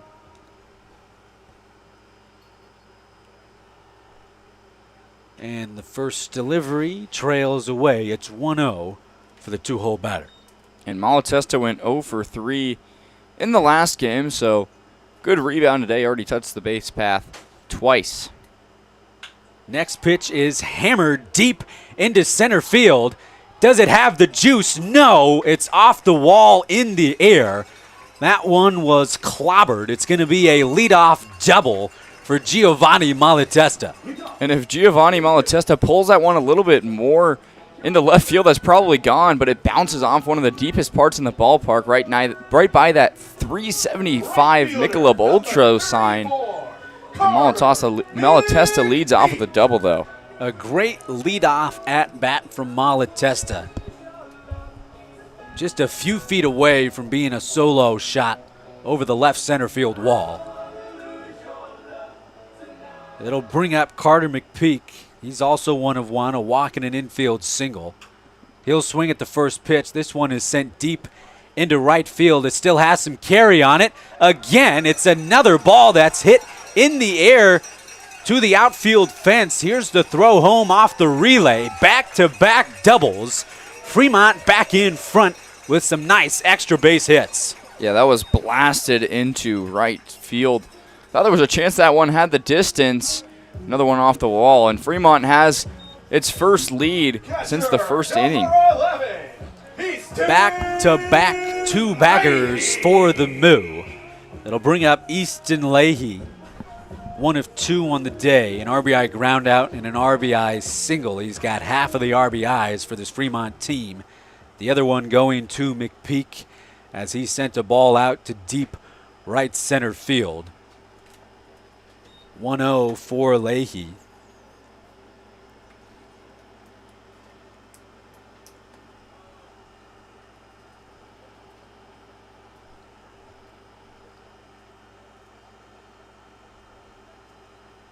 This one is roped right past the 5 and 6 hole. Thornhill is going to keep McPeak on third. The throw in from left field from Cancel gets to the pitcher Hatch. 3 consecutive hits for the Moo have runners on the corners with nobody away. And this is what happens when you see a pitcher for the third time, back-to-back-to-back hits. And Fremont is moving, and Eamon O'Gorman is a dangerous batter in this spot. Already has an RBI double in this one, and he's been humming along these past couple of games. Sits at second on the team with 21 RBIs. O'Gorman at the plate, trying to bring home another runner. Leahy will dive back safe. Hatch now in a bit of trouble. Seems like Fremont has his number now. O'Gorman will lay off that first pitch. It's a fastball that catches the outside edge. 0-1 for the middle of the order. O'Gorman coming into this at bat 1 for 2. Coming into today batting .260, .388 on base percentage. Again, Hatch picks off over to first base. Does not want Fremont to get 2 in scoring position. He's hoping for a ground ball in his infield to try and turn 2. 0-1 misses low and inside. It's 1-1 for O'Gorman. He's now got 28 hits on the year. Looking to get 230.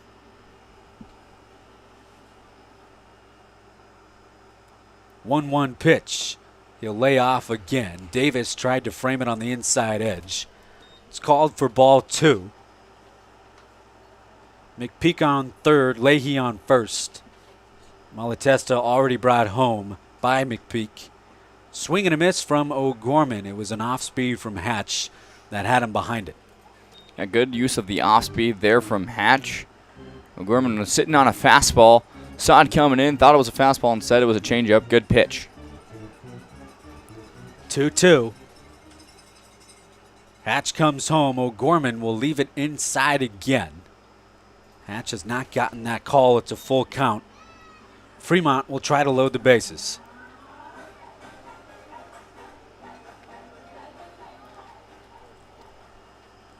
Here's the payoff pitch. It's in the zone.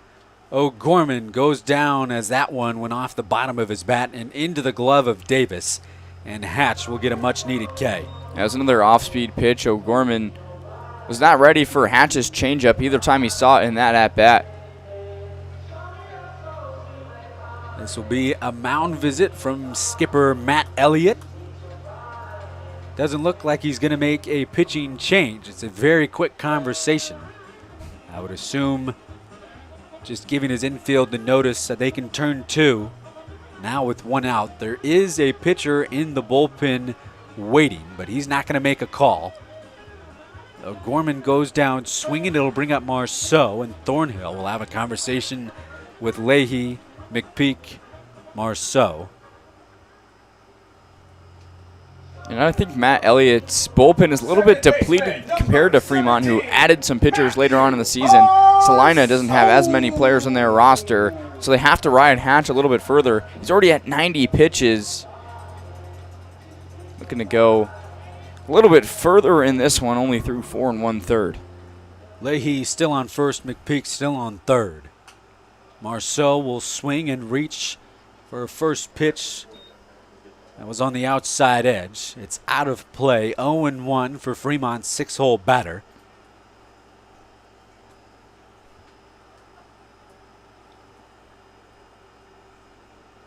Oh, 0-1 pitch. Hatch again picks off over to first. Tuck was there waiting for it. Leahy slides back safe.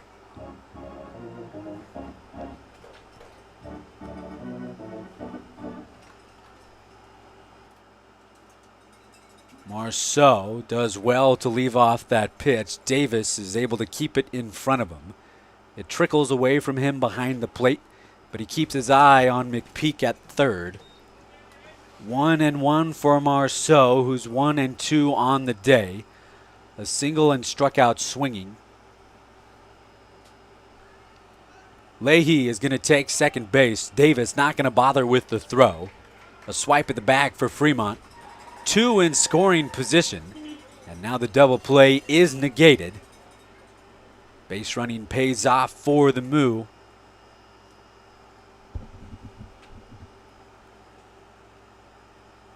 Two-1. Marceau leaves it. It's called as a strike. It's now 2-2. He'll try to put one in play or pass this infield.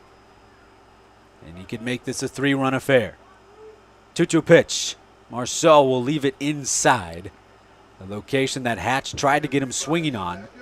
It was a pitch that Marceau has also put in for a single the first time he came to the plate on that inside edge and low. It's now a full count. Payoff pitch from Hatch. Misses. Marceau will take his base. A nice at bat. And he juices the base path. That pitch nearly hit Marceau on his shoulder. He backed away from it safely and can take his base, but a good at-bat from Marceau. Hatch tried to get him after a few pitches outside, a swing on one inside. Doesn't fall for it, though, and he stays alive. Matt Elliott will elect to keep Hatch on the mound. Still a pitcher warming up in the bullpen. That'll bring up Harrison Hart, who's 0 for 1, a walk and a strikeout. 0-1 as a breaking ball catches the zone. McPeak on third, Leahy on first. Leahy on second, Marceau on first. That pitch gets away from Davis. McPeak is going to race home. Fidel Hatch has a wild pitch that Davis could not control, and it's 5-3 in favor of the Moo. And that's a little bit of, now Harrison Hart in the batter's box can take a deep breath, a sigh of relief. I think he just did that right there because now he can't hit into a double play. He can take this at-bat as freely as he wants to. And the first hit in the Moo uniform would be a big one here against Salina. 1-1 pitch. He'll foul this softly into the dugout of Salina. 1-2. Hatch has 5 strikeouts. He's trying to get number 6 and complete 5 innings of work. He still has 2 in scoring position and 1 out. And Davis this time is able to keep it in front of him. A solid play by Salina's backstop. Some of Hatch's deliveries have been low and outside. That one was inside.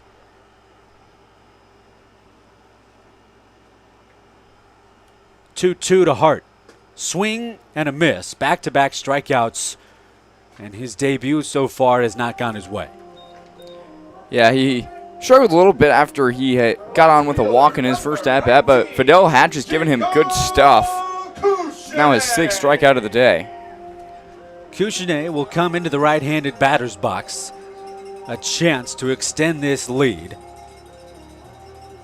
0 for 1, a fly out and a walk. Leahy on third, Marceau on second. Fresh count. Again, it's a pitch low in the zone. Davis does well to prevent it from reaching behind him. It's 1-0 for Couchene.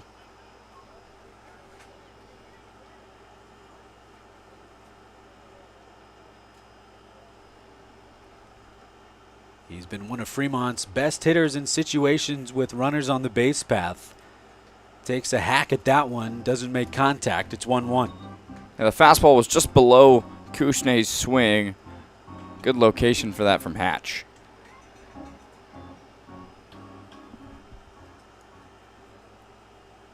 Swing and a miss again from Couchene.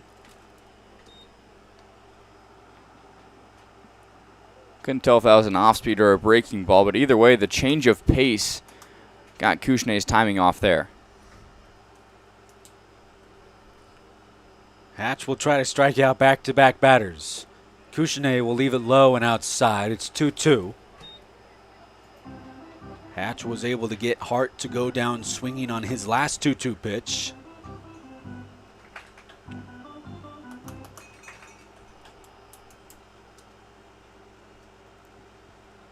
2-2. Couchene will crack this one into left field, and it's going to get down behind Diego Cancel, the left fielder. And Couchene delivers a 2 RBI single into left field. Fremont's lead is now 4. Great work there by Jacob Couchene. That's why he's the RBI leader on this Fremont squad. Now has 25 on the season. Been absolutely electric for Fremont all year, and he shows why right there. Slides into second safely, clears the base path. Marceau and Leahy both come home. It's now a 7-3 advantage for Fremont. Dominic Palma back up to the plate, 0 for 2. Grounded into a double play and struck out swinging in his last at bat. He's got Couchene over on second, and a first pitch fastball will catch the outside edge. It's 0-1. Palma coming into today, batting .253, .345 on base percentage. Looking for his 20th hit of the year, swing and a miss at that pitch. Another off speed, and he's not able to make contact with.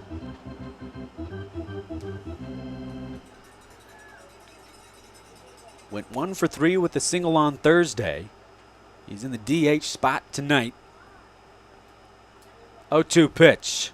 He'll leave outside. A good eye from the 9-hole man. 1-2 for Palma. Couchene still on second after his 2 RBI double. Opened up this game. 1-2 pitch. A breaking ball that Palma will scoot away from. Didn't want anything to do with it. It's now 2-2. Good pitch selection there by Hatch. It was a breaking ball that was at Palma and then ran back in towards the zone, just barely missed inside. 2-2 pitch. Palma will swing. It's put into right field, and it's going to drop foul. Spencer Goldston was in pursuit trying to track it down. Had some loft to it. And it falls harmlessly into foul territory. The count will stay the same. Palma's looking for his first base hit and 20th of the year.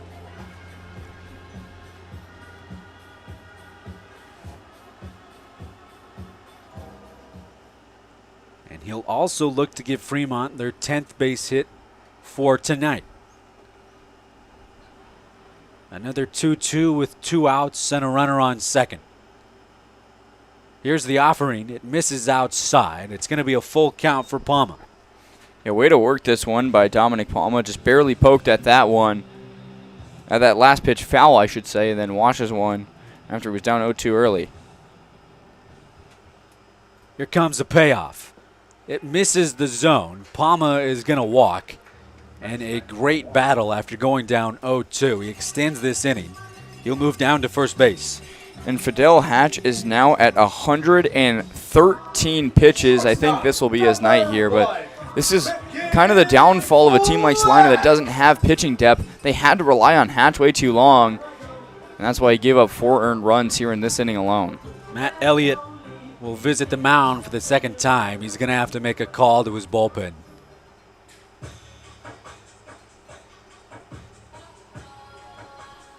As we wait for the next pitcher to enter the field, we'll take this time to thank a few of our sponsors. First, we'll thank Raising Cane's. Tonight's game is brought to you by Raising Cane's, serving hot chicken fingers, fresh Texas toast, and quality meals made fresh every day. Stop by their Fremont location on East 23rd Street and grab a meal after the game. And Hatch is going to stay in the game. Wasn't that the second mound visit this inning? I believe it was.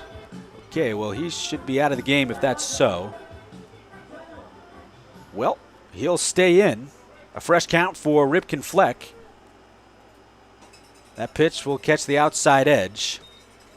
Even though the pitch limit is 110, you are allowed to finish the inning if you go over it, but he just finished the inning with that batter. And the rule is usually with 2 mound visits, you have to take your pitcher out. He'll stay in. Fleck will line this one off the glove of the shortstop, Jake Irvin.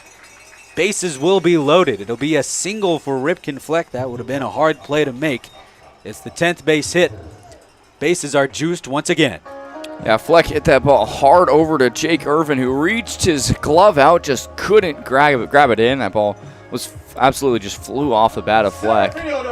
Good piece of hitting there, and that'll bring Malatesta up yet again, and we saw how he started this inning.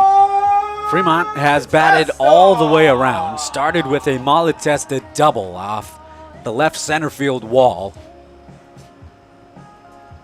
Fleck on first, Palma on second, Kouchner on third after his 2 RBI double. Again, Hatch misses away. Davis has to lunge for it to prevent it from reaching the backstop. 1-0 for Malatesta, who's 2 for 2 with the walk.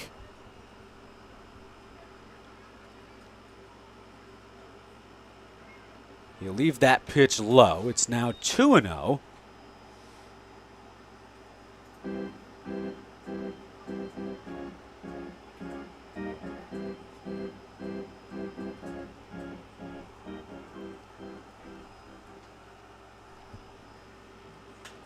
Malatesta will sky this one into right field. Spencer Goldston is there.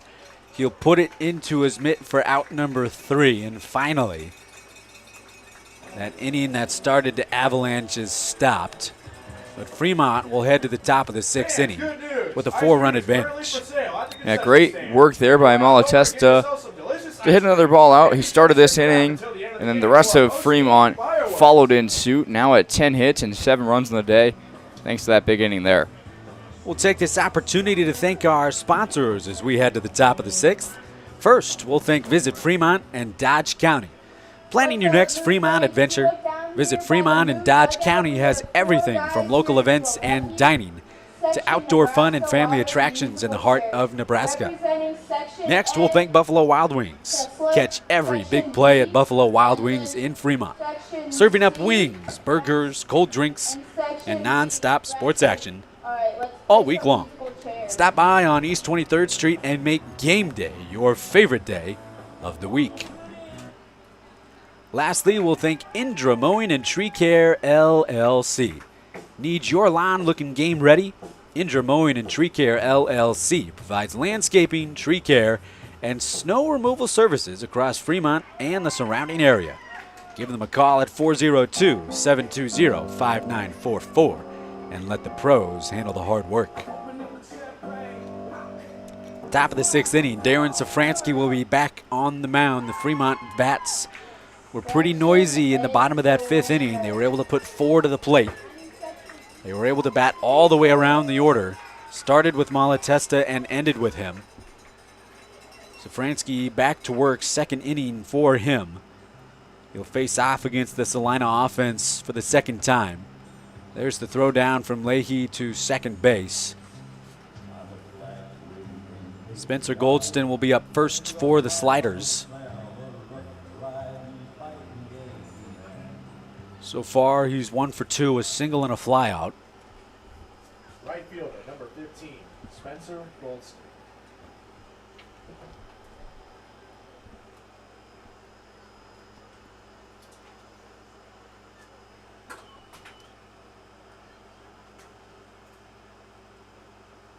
The first pitch he sees is chopped to the middle part of the infield. Marceau is over there.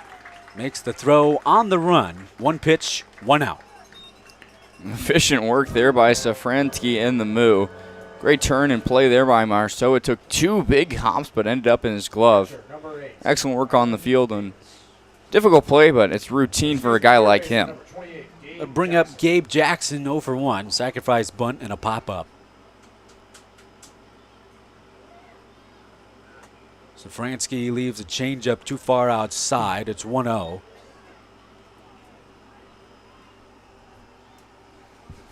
The first 3 innings for Salina, they had 5 hits. The last 2, they've only gotten 1. This one is fouled softly down the third base line. 1-1. Yankee and Safransky have done well to quiet these Salina bats. They originally had a 3-1 lead after the third inning. It's now 2-1 in the count. Jackson was 1 for 5 yesterday with 3 strikeouts. Safransky will catch the bottom half of the zone. It's now 2-2. He'll try to go 1-2-3 and keep this momentum in Fremont's favor.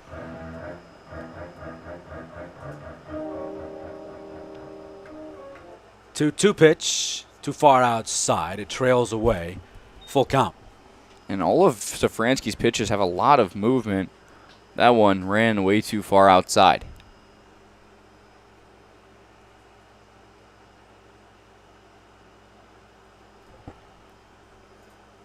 Payoff pitch is in the zone, swing and a miss. And in the spot he got Austin Schroeder to go down swinging on.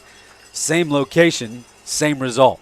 Yeah, that was a fastball sped right by Gabriel Jackson. He had 3 strikeouts last night and now has his first today. Rylan Davis will come up. He was the hero in the Jefferson City game yesterday. A walk-off single with the bases loaded and 2 outs. He comes to the plate with nobody on board. 0 for 1 with a strikeout and a walk. He'll leave that one outside. It's not called as a strike by the home plate umpire. It's 1-0 for the 8-hole batter, who's coming into today batting .255. He's got a .390 OBP. 1-0 is turned into 2-0, a hitter's count for Davis. I think the umpire almost wanted to call that one a strike. Instead, he laid off of it.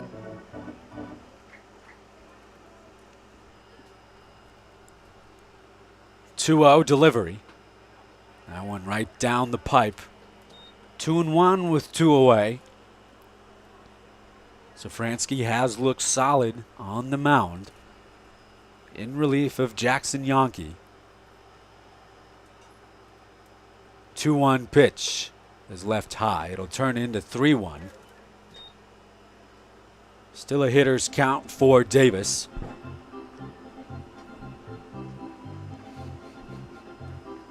Nine-hole batter Takamura is in the on-deck circle. 3-1. This one is put right back up the middle, off the glove of Safransky. And it is dug out by Hart. That one was lined right to Safransky, in and out of his glove. He had to jog off the mound to pick it up and fire over to first. 1-2-3 for Darren Safransky. Keeps this a 4-run game. Yeah, now he's through under 30 pitches through 2 innings. Only allowed 1 hit.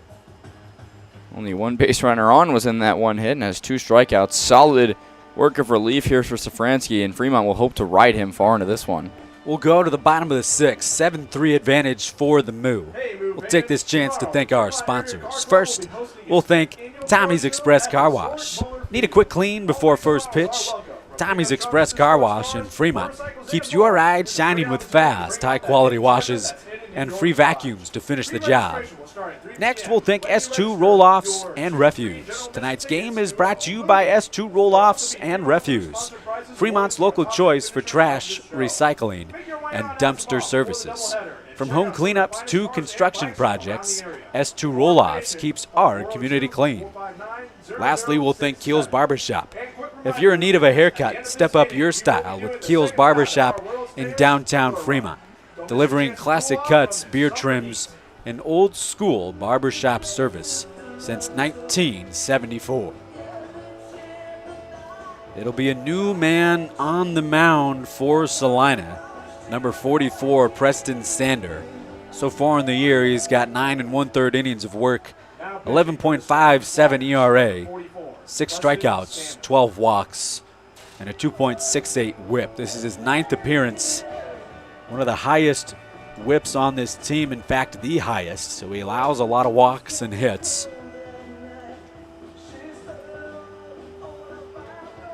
2 walks to every strikeout for Sander. He'll come in a difficult spot with his team down 4. And a lineup that has already gotten 10 hits on the night. Fidel Hatch's night is done in his debut. 5 innings of work, 5 strikeouts, 4 walks, 7 earned runs.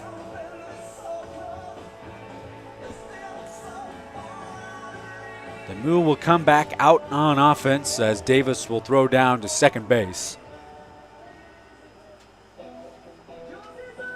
And it'll be Carter McPeak to lead off this inning. 2 for 2 on the day, a walk, an infield single, and an RBI double. Carter McPeak.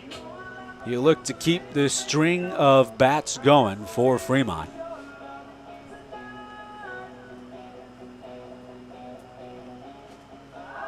Five hits in the last inning, half of their hits on the day. First time he'll see Preston Sander, and his first pitch will catch the outside corner for strike number 1. A little bit outside on that one. Been inconsistent on the call out there. That one was a called strike.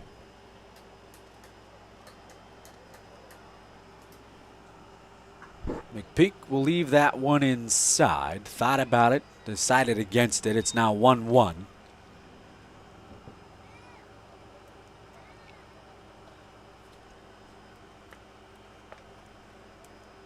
He'll leave that one inside as well. Sander has hit that spot twice.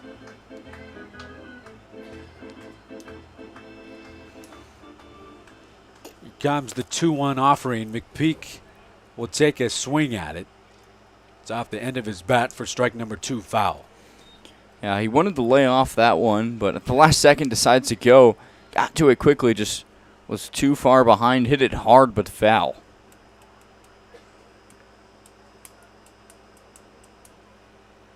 Two pitch.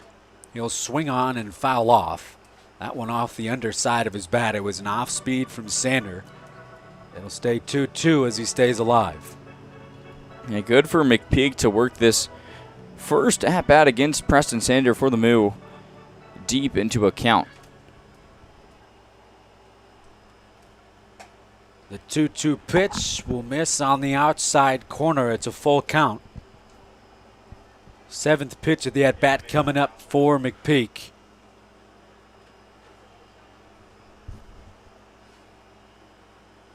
Payoff pitch is in the zone. McPeak again is able to muscle it off. And again, he'll come back into the batter's box. It was a little bit late on that one, but way to protect on that upper edge of the zone there for this right fielder today.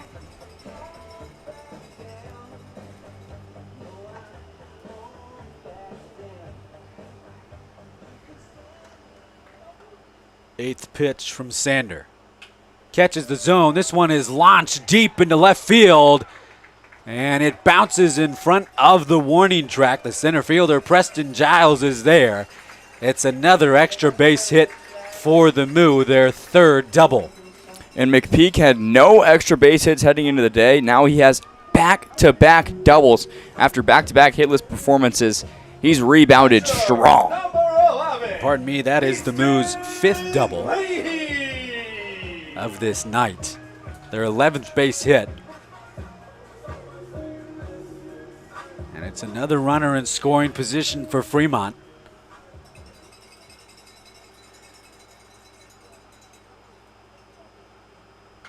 Leahy will come to the plate. This one is lined down the third base line for strike number 1. It was just foul. And after the first few innings where Fremont was able to score with some base running, walks, and a few timely singles, now they've opened up this ball game with some power. Yes, they have lots and lots of extra base hits in the last 2 innings. 0-1 pitch is not called for a strike. Leahy held off it. It's 1-1 for Fremont's cleanup man. He's 2 for 3 on the day. RBI ground out, RBI single, and a single.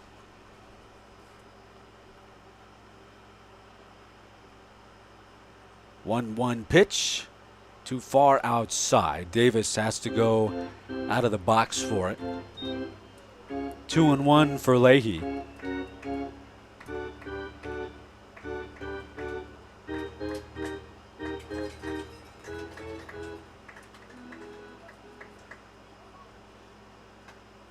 Leaves that one inside. McPeak had a big lead over on second. Motioned like he was going to try and take third. Instead, he'll stay still on second. 3-1 for the 4-hole batter. Kind of surprised McPeak didn't. We've seen his speed on display out in the outfield, in on the base path. Got pretty far over to third, but decided not to go.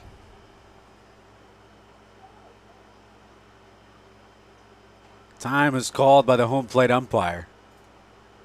McPeak was trying to distract Sander on the mound. Dancing over there on second. Yu Takamura was also near that second base bag in case Sander wants to pick off. That one is left inside as Leahy will lift his hands, will take off his elbow guard and head down to first base. Yeah, he threw his guard and his bat over towards the dugout with a little bit of ferocity. A little bit angry, looked like there. But now he's on the base path yet again. It'll bring up Eamon O'Gorman as one of those 5 doubles for Fremont. 1 for 3, ground out, RBI double, and struck out swinging.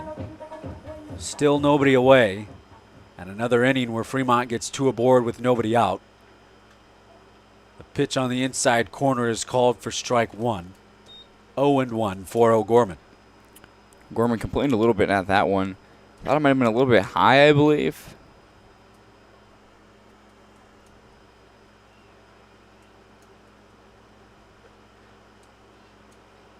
A 1 pitch, he'll swing and miss at. 0-2 now for Fremont's middle of the order. Yeah, missed his timing there as an off speed that O'Gorman thought would be a fastball coming in, misread it. Leahy on first, McPeak on second. 0-2 pitch. O'Gorman will launch this one into left field. There is Diego Cancel. McPeak tagging up on second base is going to head down to third as Jake Irvin couldn't get the relay throw from his left fielder.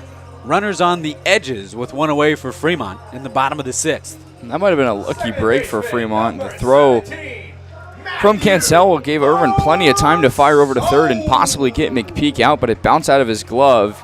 McPeak got in safely. That'll bring up Matthew Marceau, the 6-hole man. 1 for 2, a single, a strikeout, and a walk in his last at bat. McPeak will advance over to third. Leahy will stay on first. Swings at this pitch. It's slow up the middle of the infield. Takamura is able to flip it over, but the double play was negated by the speed of Marceau. It's an RBI fielder's choice for the 6-hole batter. Marceau liked the first pitch he saw and hit it over to his fellow second baseman, Takamura.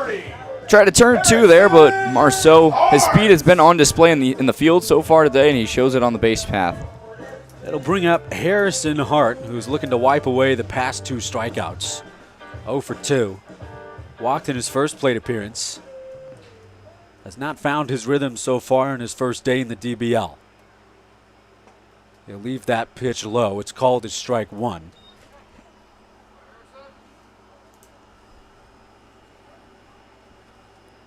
We mentioned his numbers earlier. Now going to Northern Colorado next year. This one is hit sharply foul down the third base line. 0-2 for Hart. A little bit too far ahead of that one, but that ball was launched down the left field line. Shows that power that we described earlier with his 14 home runs and 10 doubles.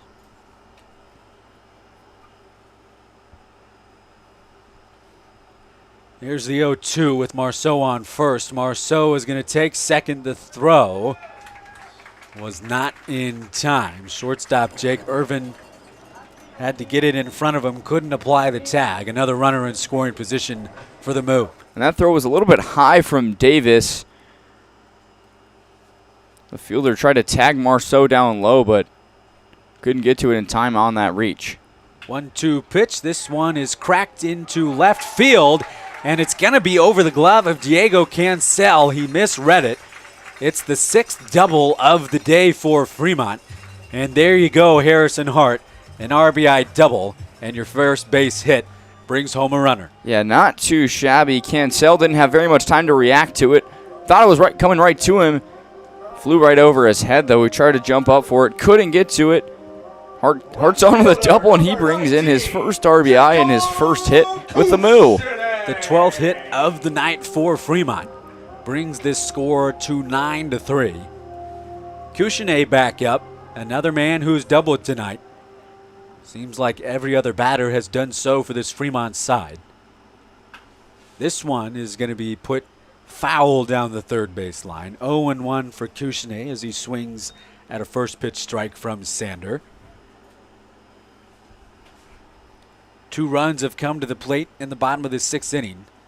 6 runs in the bottom of the 5th and 6 for Fremont, looking for number 7. A pitch will miss low. It's 1-1 for Cushionet, batting in the 8th spot tonight. 1 of 2 with a walk so far. And Fremont's going to want to get out of this one as early as possible.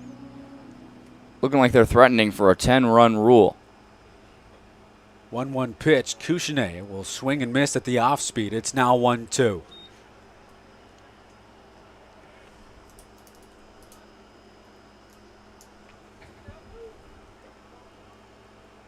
Cushionet leads this team in RBIs with 25.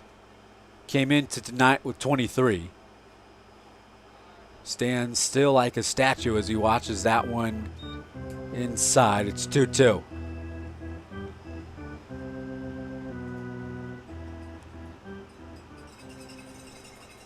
Sander will come home. Cushionet will swing and miss at a breaking ball. And he's upset as he heads back toward the dugout. But the Moo are able to put 2 more to the board. They'll go to the top of the 7th, up by 6. And after going down early in this one, after leading early, down 3-1, they have stormed back, taking a 9-3 lead, and they're showing Salina what they're in for throughout the rest of the season in the next 6 games coming up. We'll take this opportunity to thank our sponsors as we head into the final 3 frames. First, we'll thank Nebraska Lottery. The Nebraska Lottery offers Nebraskans the chance to win exciting prizes while helping support important programs and initiatives across the state. Whether you're picking up a scratch ticket or trying your luck with your favorite draw game, every ticket purchased helps make a difference right here in Nebraska. Must be 19 years of age or older to play. Next, we'll thank Methodist Fremont Health. From routine checkups to unexpected emergencies, Methodist Fremont Health is proud to serve the people of Fremont and Dodge County. With experienced providers and compassionate care, they're helping keep our community healthy every day. Lastly, we'll thank Subway, home of the legendary footlong, stacked with all your favorite toppings and made fresh right in front of you. Next time hunger steps up to the plate, head to Subway, located at 549 East 23rd Street, and knock it out of the park. Subway, eat fresh. And we go to the top of the 7th inning.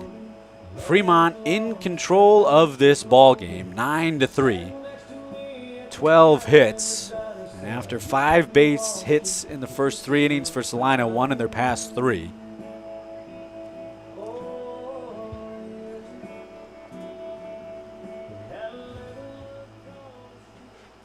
Leading off this inning is Yu Takamura.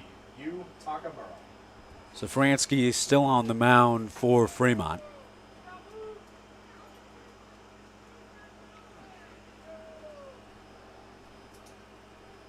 Takamura 0 for 2 on the day, a ground out and a fly out. And he is hit by the first pitch from Safransky.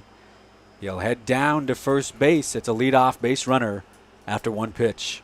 A little bit out of control coming out of the break in the half inning. First, or only the second batter that Safransky has let on base so far today. He's hoping to keep that to that number as we head deeper into this one. It'll bring up Jake Irvin, the leadoff man. 1 for 3, 2 ground outs and a single for the one-hole man.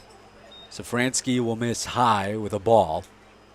He's got Takamura on first base after the HBP. Takamura does have some speed.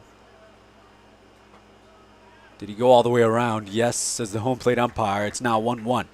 And if Irvin gets contact on this one, look for it to go to the right side of the infield. All three of his hits have been hit in that direction, and if so, that could be turned into a double play. 1-1, swing and a miss on a fastball. 1-2 for Irvin.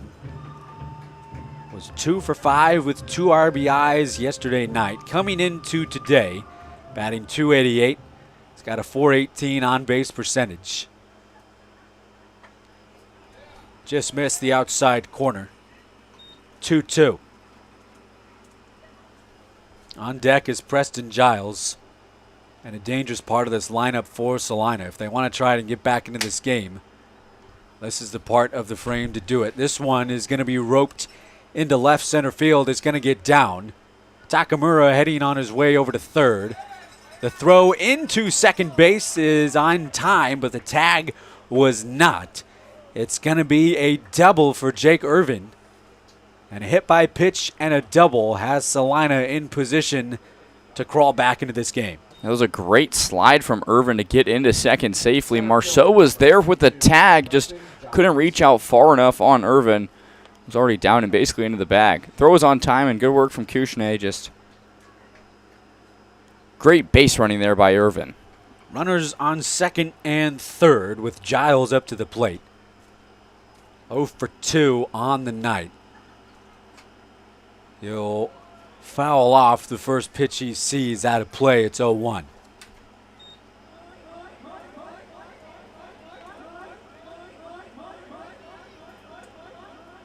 Irvin on second, Takamura on third. Safransky in his third inning of work. This one is put into play, a hard ball to the left side of the infield. O'Gorman scoops it. His throw is off the base path. Now the throw comes home. Leahy will get it over to third base. Crazy sequence of events. 2 base runners are going to come home for Salina. And it started with a ground ball over to Eamon O'Gorman. His throw over to first was not in time.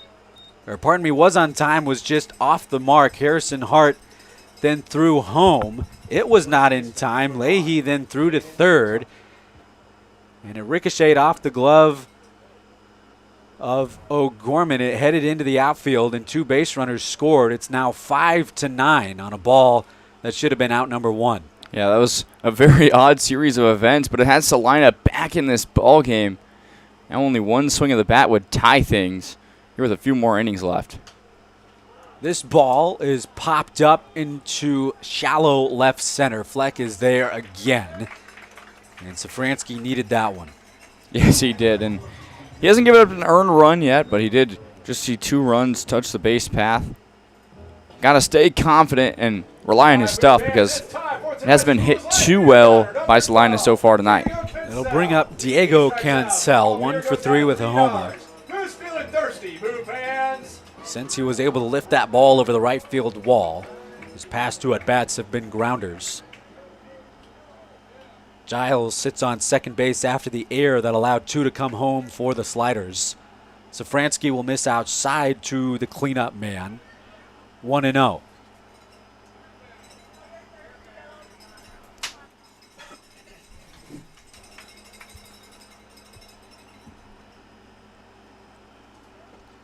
That pitch will catch the bottom inside corner. It's 1-1. Let me hear those cowbells.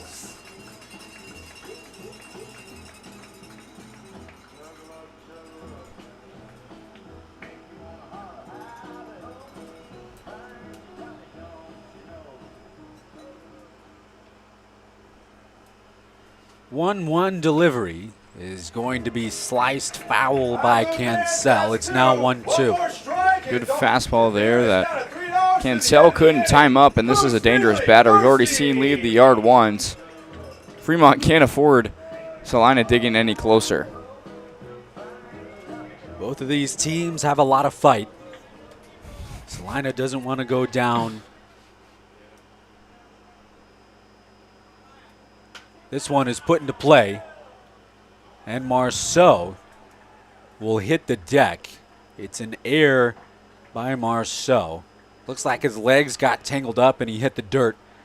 And it's the 3rd error for Fremont. It was not an easy play by any means. He had to shuffle to his right and then try to fire a throw over to first. I think he got a little bit too far ahead of himself thinking about the throw and then was tripped up out in the infield.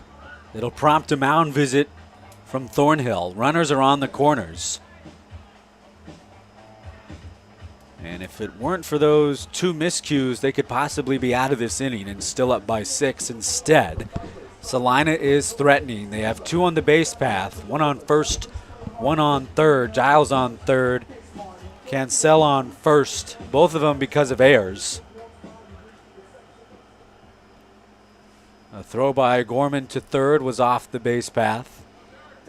And Marceau, just unfortunate there, couldn't keep his feet and wasn't able to make the throw over to first. It'll bring up Austin Schroeder, 1 for 2 on the day. Struck out swinging in his last at bat. It's a 1-0 pitch, pardon me, 1-0 count.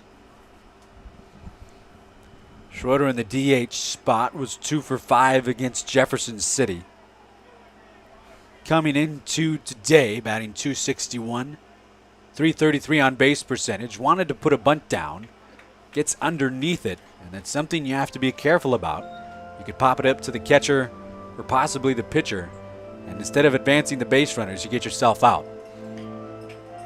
Yeah, good elevated fastball. It's a hard pitch to bunt off of.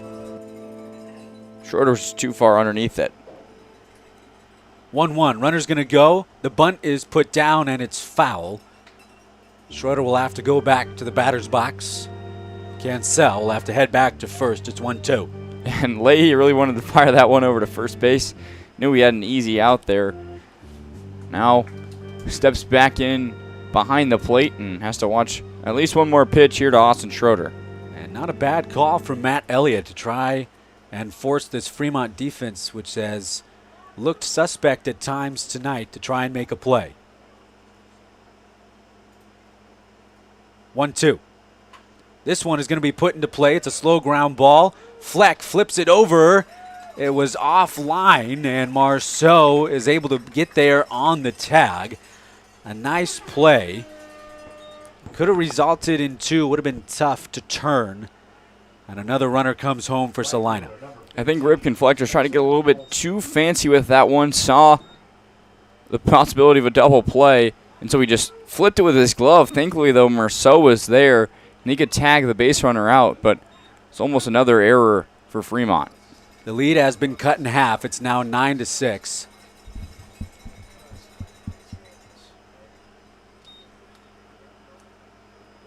It's an RBI fielder's choice for Schroeder as it brings Goldston to the plate.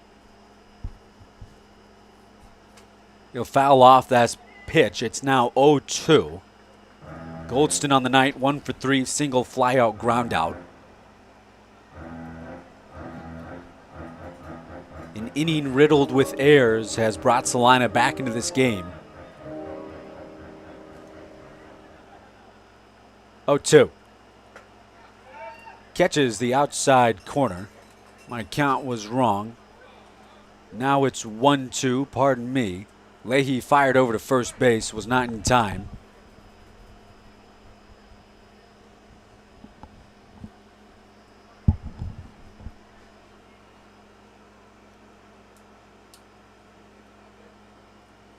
This one is put into play. Schroeder is able to avoid it as it was hit hardly to the right side of the infield. The inning is extended. Salina gets their 8th base hit. And now this brings the tying runner to the plate in Gabe Jackson. Yeah, Fremont just cannot get out of this one. Safransky has thrown so many pitches in this inning alone thanks to a lot of errors. They're going to need to get Jackson out here before things snowball into even worse. Jackson 0 for 2, sacrifice bunt, pop up and struck out swinging in his last at bat. Goldston on first, Schroeder on second. Safransky will miss outside and low for ball 1.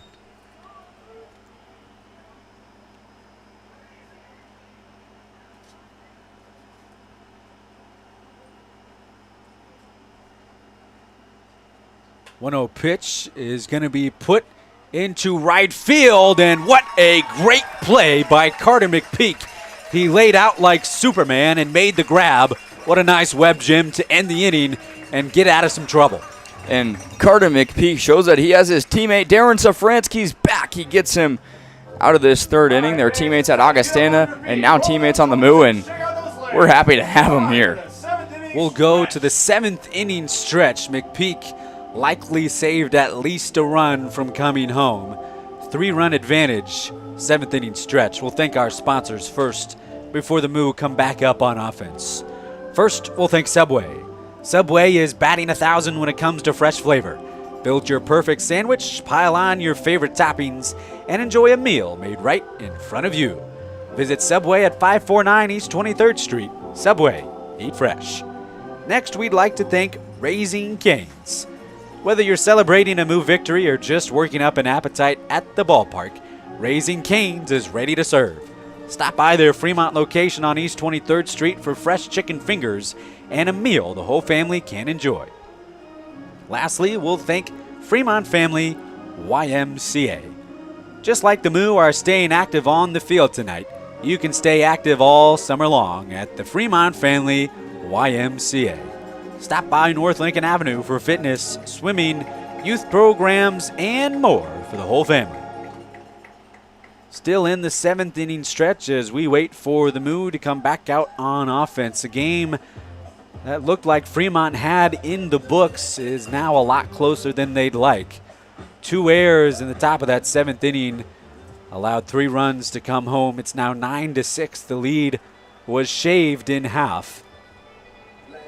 Making his way to the plate. That will bring up Dominic Palma to lead off in the 9-hole spot. And he'll try to get on board for the top of the order to bring home.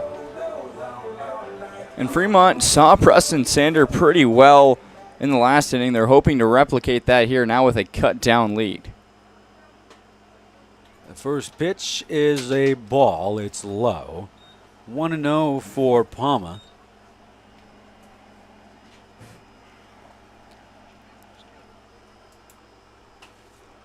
He'll foul this one off a bit behind it. It's now 1-1 for the man from Cave Creek, Arizona.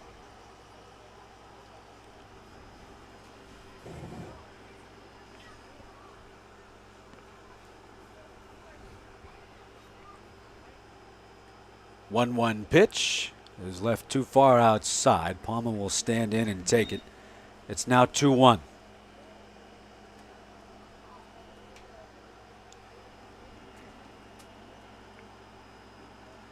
Sander out for his 2nd inning of work. Palma, again, just a bit behind it, sends it foul out of play into right field. It's now 2-2. Another ball that Palma hits into opposite field. He sits back on balls quite a bit and shows that there.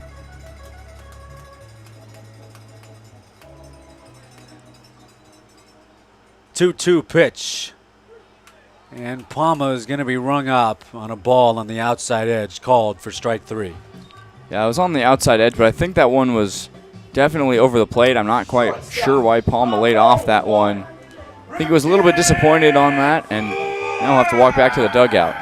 We'll bring up Ripken Fleck, who's 1 for 3 on the day. Struck out looking, walked, ground out, and a single that was burned off the glove of Jake Irvin. The first pitch from Sander will miss low and outside. It's 1-0 for Fremont's leadoff man with 1 away. Coming into today with a .360 batting average, .447 on base percentage. Now he's got hit number 42. And now has hit number 43. Could be extra bases. Rounds first will pump the brakes as the throw was sent in from Diego Cancel. And it's back-to-back base hits for numero uno. And Ripken Fleck has been steaming recently. He has plenty of hits in a row. Center fielder, number 12. This is now his 9th game in a row with a hit and has multiple of those in all but 2 of those games. Giovanni Malatesta will come back into the box. 2 for 3 on the day. Single walk, double, and a flyout. Swings at the first pitch, it's fouled off. It'll be 0-1. And just a little bit too far below that one. Barely clipped it off the top of his bat. Timed that one well, though. Had his swing been on target, that could have been dangerous. Just recorded his 35th hit. Hails from Strasburg, Pennsylvania. One of the longest drives for any of these members on the Moo. This one is put heftily into center field, and it's taken care of by Preston Giles for out number 2. Yeah, Malatesta gets out there, but his 35 hits on the season are good for now 4th in the entire Diamond Baseball League. He's done that on less at-bats than a lot of the people in front of him. Here comes Carter McPeak. He's had a great night, 3 for 3 with 2 doubles and an infield single. One of those doubles brought in a run. He's also been walked. That was in his first plate appearance. Has been great at the plate and has been great in the field. This one is sent deep into right field again. And again it's going to get down. McPeak has been unstoppable. He thought about heading for 3. Instead, he's held up. It's another RBI double, and you cannot stop the man from Lincoln, Nebraska. He has 3 doubles and a single and a walk in this game. This is just absolutely electric from McPeak. I mentioned it earlier. He went 0 for 3 in back-to-back games, but today he's not having any of that. Another one put deep out in the warning track. Brings in another runner for Fremont. McPeak has been electric tonight. 3 consecutive doubles. 2 of them brought home 2 base runners. He now stands on second with Leahy at the plate. 2 for 3 on the day for the cleanup batter.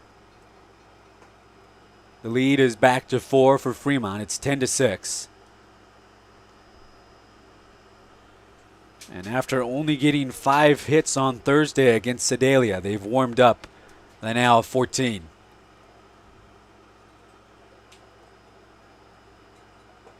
That pitch will miss outside. 2-0 for Leahy.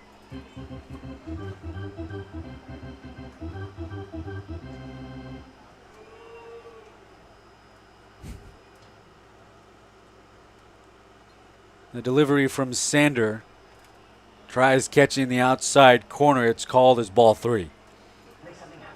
Leahy's at risk of touching the base path for the 4th time today after he has 2 hits and a walk. O'Gorman on deck.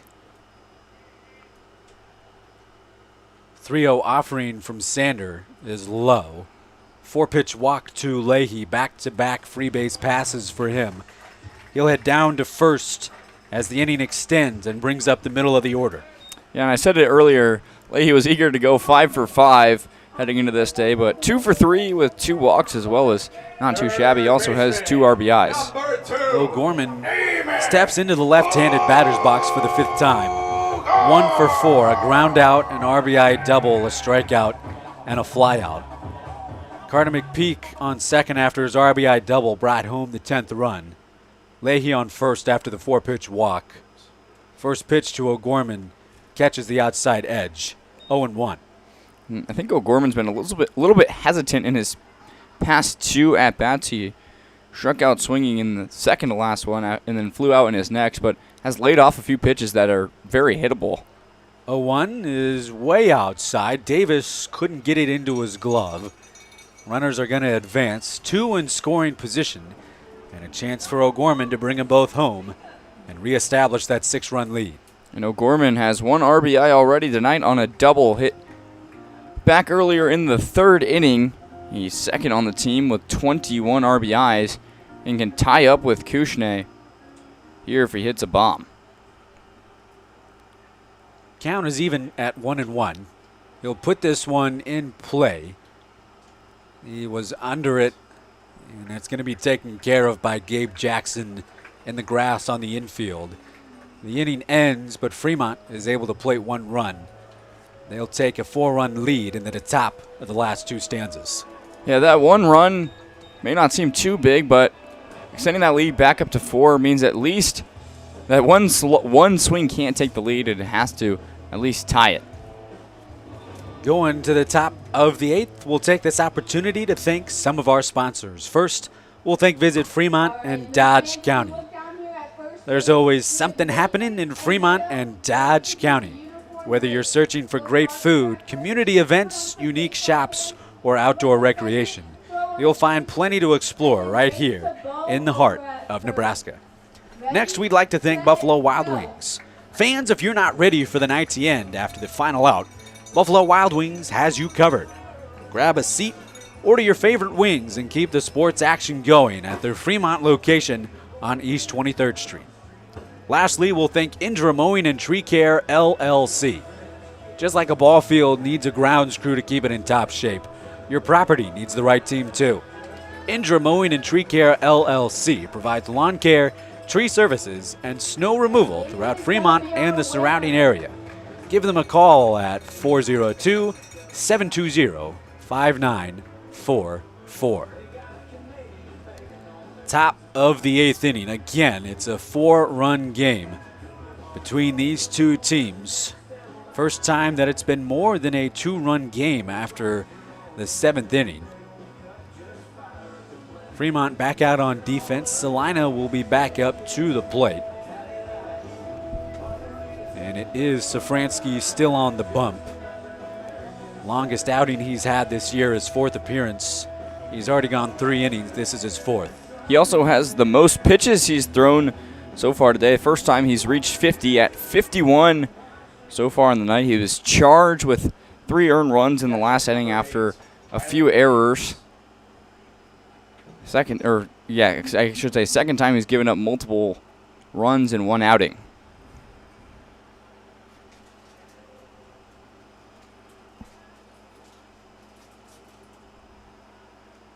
His first pitch will not catch the outside corner. 1-0. This is Ryland Davis at the plate. 0 for 2 on the night. That pitch does catch the outside half. It's now 1-1 for Davis, who grounded out in his last at bat. There's a great location on that outside lower corner. 1-1. We'll miss outside. 2 balls, 1 strike. And the errors from this Fremont side, they've got 4 of them, have been the kryptonite tonight. The only reason that Salina is in this game is because of a few of those miscues. 2-2 now. Fremont will look to be solid and back up Safransky. And Davis thought that pitch was outside, looked back at the umpire and said, "Are you kidding me?"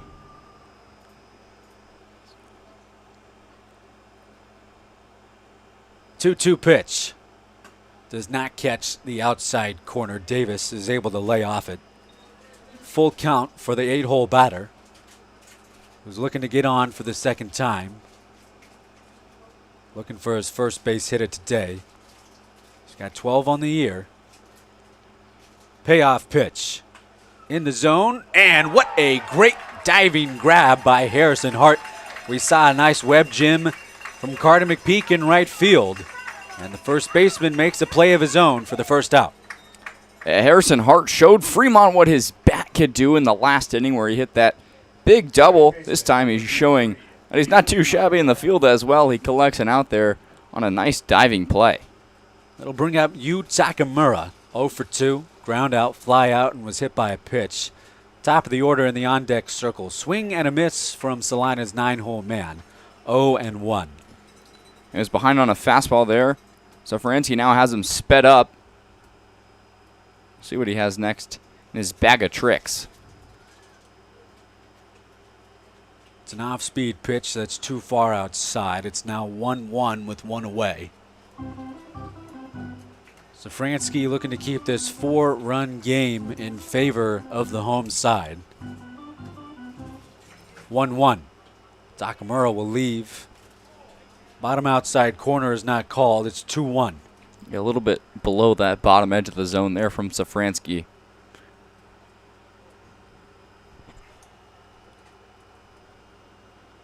2-1 delivery. This one is put into play. Going to be a hard play for either O'Gorman or Fleck. That one's going to go down as a single. Couchene is there as Takamura will stare him down, thinking about taking 2. Instead, it'll be the 9th base hit for the away side. Yeah, O'Gorman crashed in on it, and so did Fleck. O'Gorman undercut it a little bit and couldn't quite get to it. Fleck got there as soon as he could, but it bounced off of his glove. Couldn't run and make the play at the same time, and Takamura gets on with his first base hit of the day. That'll bring up the top of the order for the Sliders, and Jake Irvin. A fastball will miss high. Irvin is 2 for 4, 2 ground outs, a single and a double. Last time he came to the plate, he did get that 2-bagger. He's got Takamura over on first. This one is going to be put into play. Is it going to be fair? Yes, it is. It's going to get down. It's a bloop single. Back-to-back singles that just get past and in front of some Fremont defenders. 2 on board with back-to-back hits, and the 10th of the night for the Sliders. Yeah, that ball was just perfectly placed to get in for a single. Just about a few inches outside or inside of that foul line, and Kushne couldn't get to it in time. Jake Irvin on first, Takamura on second. Giles will come to the plate as Thornhill will come out for a mound visit. Doesn't look like he's ready to take the ball from his relief man. 1 out, top of the 8th, 2 on board, as Leahy will also come out for a conversation. Safransky is now through 63 pitches on the day, by far his most. Next most so far this season was only 44, but doing pretty solid. He give up back-to-back hits, but it was both balls that weren't hit too solidly. We'll have at least a little bit more left in him before we'll see Tim Wheeler, who's out in the bullpen, ready to warm up now. Giles, the man in the box, batting in the 2-hole tonight for Salina, is 0 for 3. Walk, 2 errors and a ground out. He's been able to put the ball in play. And he'll try to force Fremont to make a play on defense once again. Safransky will miss outside. It's 1-0. And it's another good game into late innings between these two sides. Should always get your popcorn ready between these two teams. 1-0 pitch is launched high into left field. It has the distance. Does it stay fair? It is. It's going to be a 3-run jack for Preston Giles. And just like that, he'll touch all 4. It's a 1-run ball game. That ball was absolutely blasted into left field and well over that wall. One of the highest hit balls I've seen so far this season, and there was no doubt about that one. The only question was, would it stay fair? And it did. And that is going to be it for Darren Safransky. Thornhill coming out for another mound visit. He's going to make Tim Wheeler come into the game. Another exciting barn burner between these two sides. Salina looked like they were out of it, down by 6. Now they're down by 1. Safransky will get applause from the home crowd. And Tim Wheeler is going to come out from the bullpen and try to finish this game out for the Moo. Yeah, Fremont led by 6, as Prescott just said, and they were in danger of plating even more in the bottom of the 6th, but Salina was ready to respond, and now they're only within 1. Problem is, they have a tough task in hitting off of Tim Wheeler up ahead. Wheeler on the year, 1 inning pitched. He came in on Wednesday against Sedalia. Now batting. A runner did come home on a pass ball, but 2 Ks, no walks. Did allow 2 hits. He's got some good swing and miss stuff that we saw in just his 1 inning. And he's going to have some of his best stuff here with Salina starting to warm up. He struggles a little bit with control, as just nailed Easton Leahy right there. But his stuff has just not been hit at all, basically. Or I guess it wasn't against Sedalia.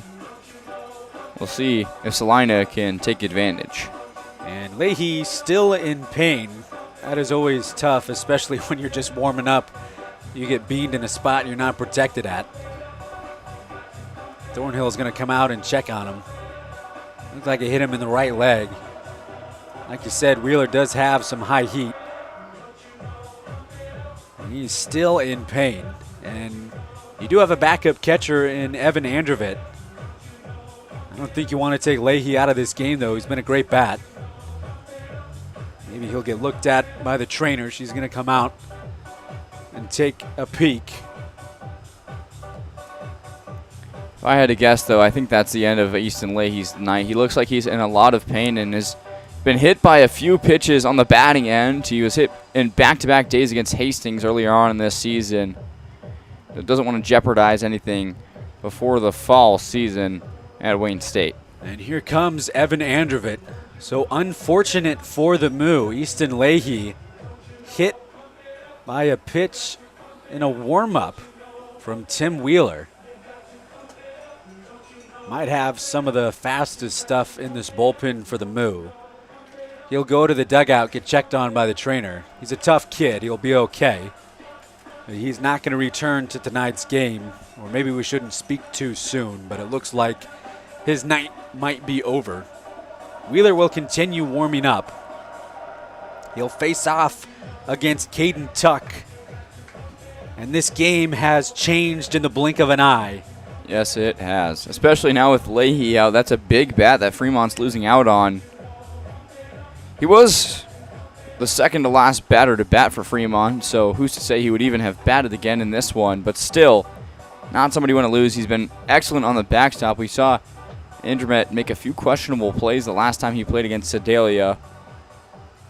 Here against Wheeler, we'll see what, here with Wheeler, we'll see what he has.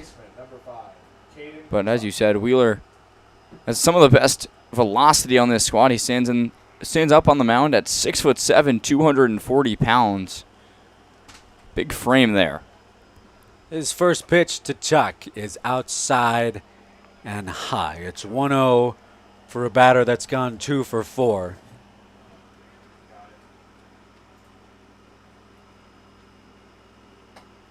That pitch does catch the outside corner. A call that has not been given all night is finally gifted to Fremont. It's 1-1. One away, top of the 8th. Back-to-back innings where the Sliders have plated 3 runs. They're right back in it. 2-1 after Wheeler misses away. Can never count either of these teams out. This series has never failed to bring a great game. 2-1. Wheeler will miss low. 3-1 to Tuck, the 3-hole man. He now has 20 hits on the year.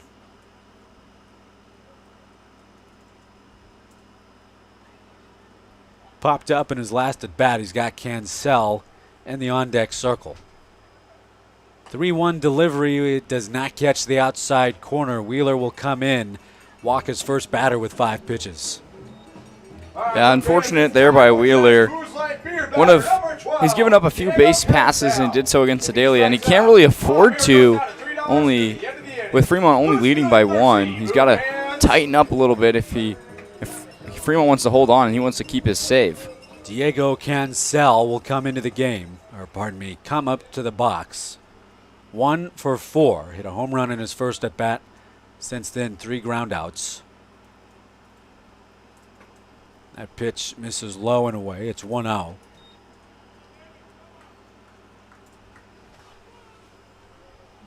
Tuck stands over on first. He's the tying base runner.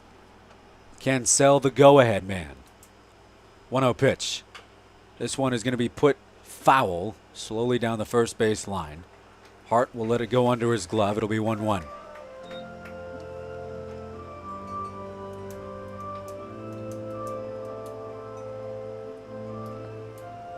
Salina does not want to drop this game. They want to get to 500 on the year and take the first of this 3-game set against the Moo. It's been alternating wins and losses between these two teams all year. 1-1 with 1 away, and a runner on first becomes 2-1. The Moo took the first game. Salina took the second. The Moo fired back in the third. Salina took the fourth. And Fremont took the fifth. If it's a pattern, Salina will look to take this game. 2-2 now after a foul ball from Cancel. If Fremont is able to take this game, they'll move to 14 and 15 and have a chance to move above 500 with tomorrow's doubleheader.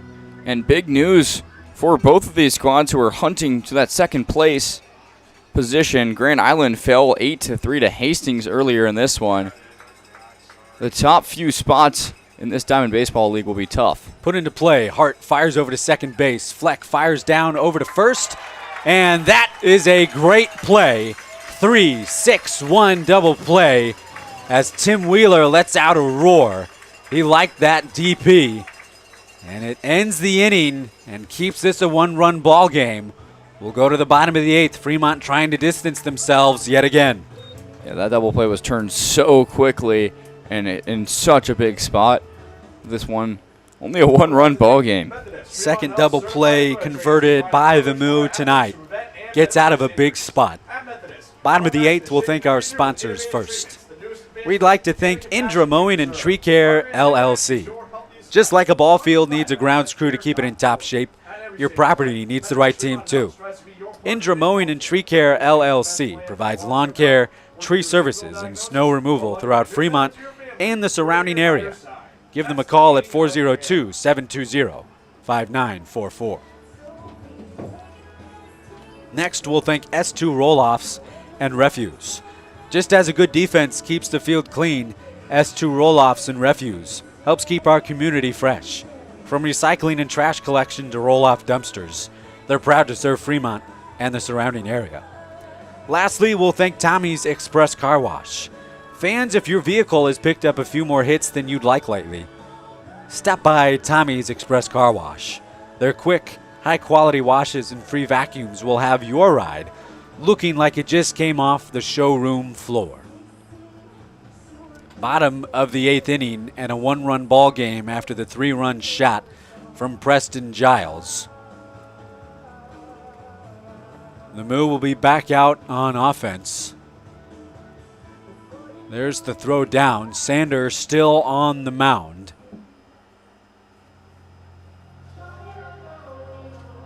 He's given up 3 runs in his first 2 innings.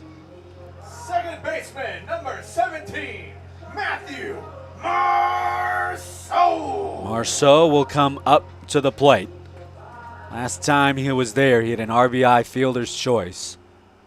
1 for 3 on the night, singled in his first at bat. Strikeout, walk, and then that mentioned RBI fielder's choice.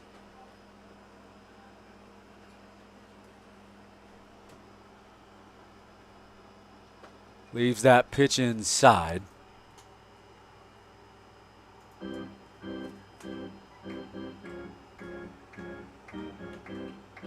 Second time he's faced off against Sander.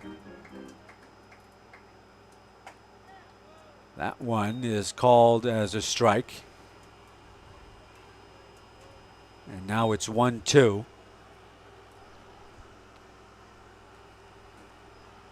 Marceau has to protect, and that one is going to hit him in the back. Sander's going to want that pitch back. Marceau will head on over to first slowly. That one looked a bit painful, but it's a leadoff base runner for Fremont. Yeah, and I think the last pitch was probably a ball on that upper edge. Sander tested and tried to expand the zone a little bit. Then the next pitch, ball didn't lie and puts Marceau at first. Nobody in the bullpen for Salina. This is a team from Salina. Last time they came here, brought around 16 players.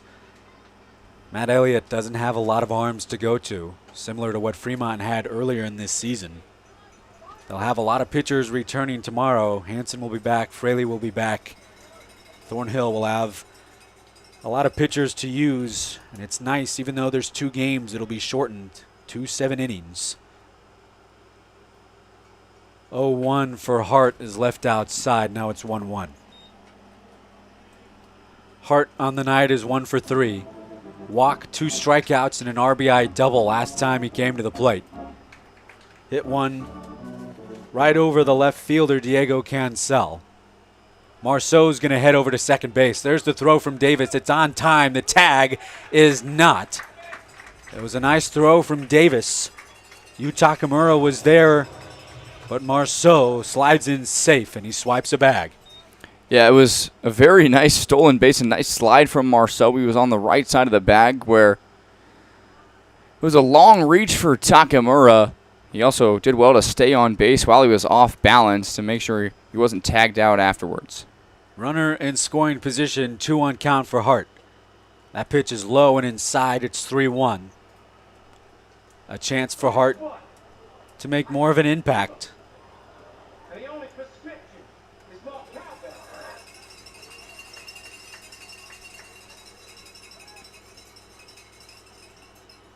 Sander with the 3-1. In the zone, this one is popped straight up. Hart's heading over to first. And everyone is called off by Jake Irvin. He makes the catch near the pitcher's mound. Everyone clears out. One away. And Hart swung for the fences right there and got plenty on it. It was a little bit too low. Flew sky high into the middle of the infield, and that was an easy put out. Kushne will come up to the plate, 1 for 3 on the day. 2 RBI single, fly out walk, and a strikeout swinging. He's got a fresh count against Sander. Swing and miss at the first pitch he sees. It's a slider that trails away. 0-1 for Fremont's 8-hole man. Palma rounds out the order in the 9 spot. He's on deck. Sander will look back at Marceau. 0-1 pitch. Kushne will leave. It's now 1-1.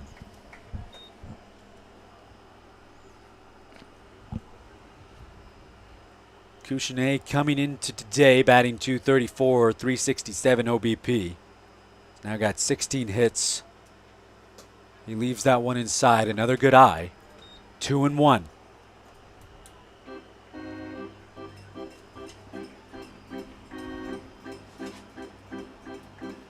Leads this team in RBIs, looking for Ribby number 26.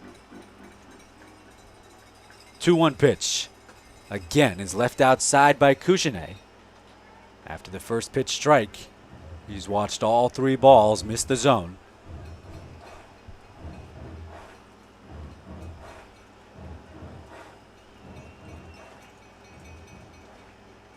(3-1). Again is left too far outside.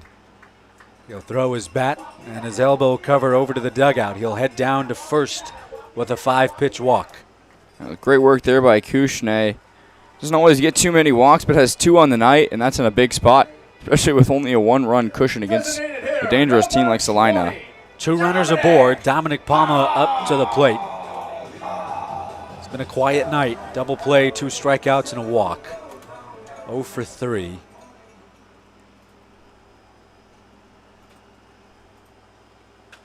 Puts this one into left center field on the first pitch. Marceau is going to head back to second. And Kushne back to first. It's a first pitch swing and fly out to left center field for Palma. One of the few times we see Palma hit it into the pull side. Usually he likes to hit balls opposite. That one got too far below, and that's an out. Ripken Fleck will come up to the plate. 2 for 4 on the night. Struck out looking in his first at bat. Walked, grounded out, and back-to-back singles. He'll try to make it 3 in a row and have a trifecta. He'll look at the first pitch alone with the zone. It's 1-0 to number 1. 1 for 3 with a single on Thursday night.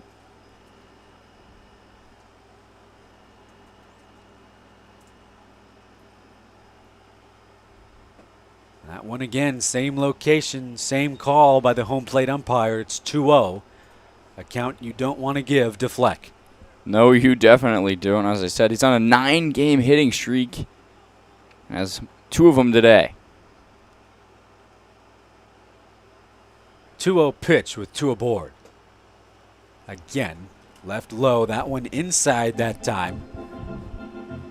Sander in danger of jacking the bases.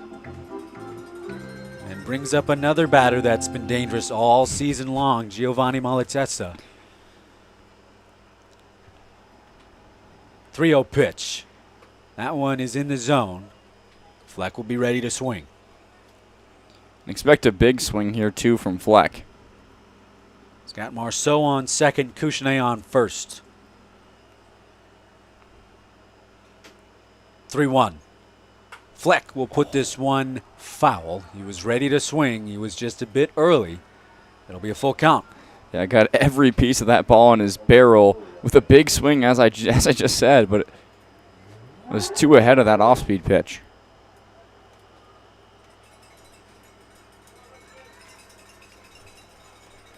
Full count, 2 outs. Base runner's going to go on the pitch. There it is, and Fleck is going to take his bag. The ball gets away from Davis, not too far away to make Marceau think about heading home. Bases loaded, Malatesta in the right-handed box. This is just the guy you want up. He showed his power earlier with the ball hit out in the warning track down left field. Almost went over the wall. He's just the guy you want up, as I just said. The 6th time he's been to the plate tonight. 2 for 4. Last 2 at-bats, he's flown out to the outfield, takes a big hack at that one. Doesn't make contact, it's 0-1. Fleck on first, Couchounet on second, Marceau on third. Malatesta a chance to possibly bring them all home. 0-1 pitch. Catches the inside corner. It's now 0-2. And Sander delivering to one of the Moo's best batters. And Malatesta looked back in confusion. He thought that there was no way that ball was in the zone. Instead, it's still a called strike.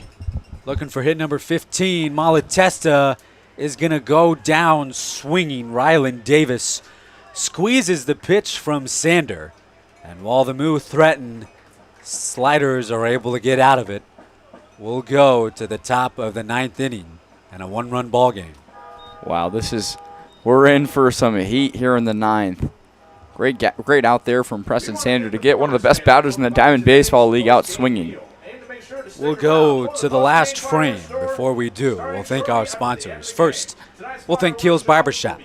Just like a ball player likes to look sharp on game day, you can keep your look in top form with a visit to Keel's Barbershop. Serving Fremont since 1974, they're bringing classic barbering and friendly service to every customer who walks through the door. Next, we'd like to thank Nebraska Lottery.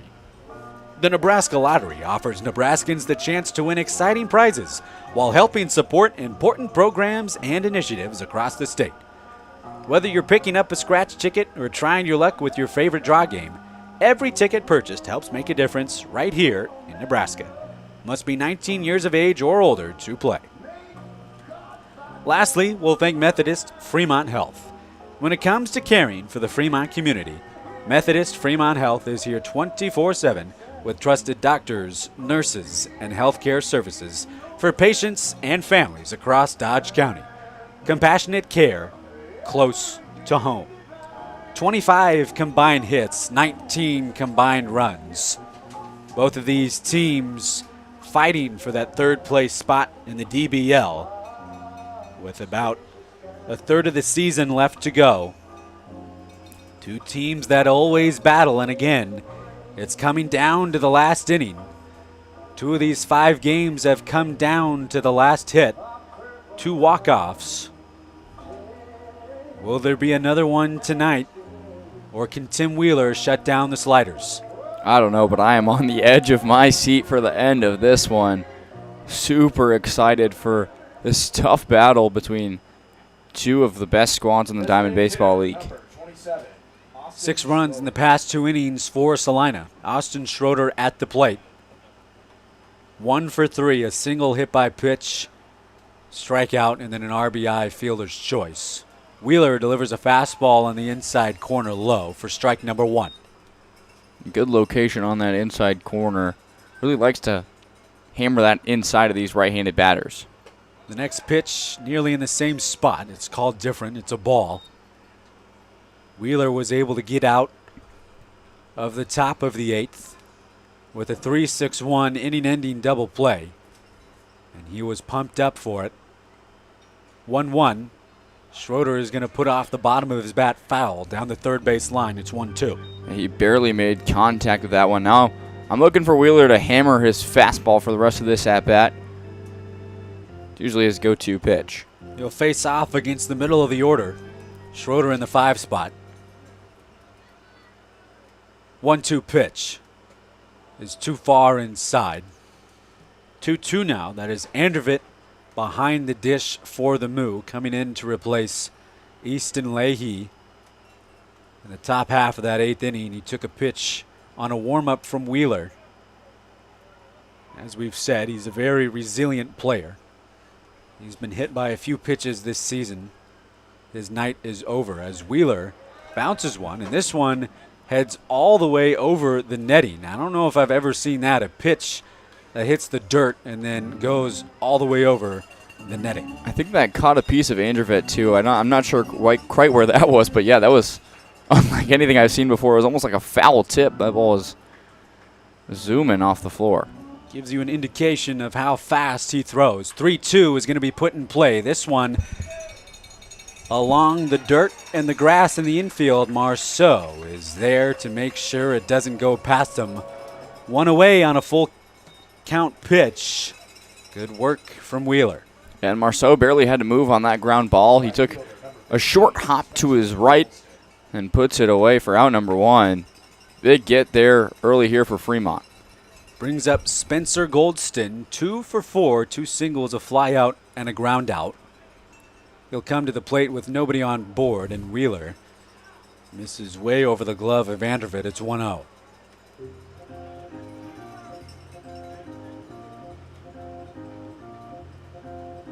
Sliders looking for a base runner. They need one.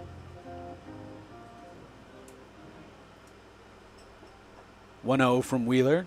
Again, a bit of a wild pitch out of the zone. It's now 2-0. It's kind of funny to see the umpire duck behind Andrevitt. He doesn't want any piece of Wheeler's fastball that's been a little bit out of control so far. If I was a player, I wouldn't want any part of that either. You already sent Leahy into the dugout.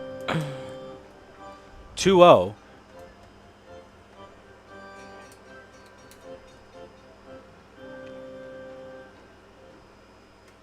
Wheeler will come home.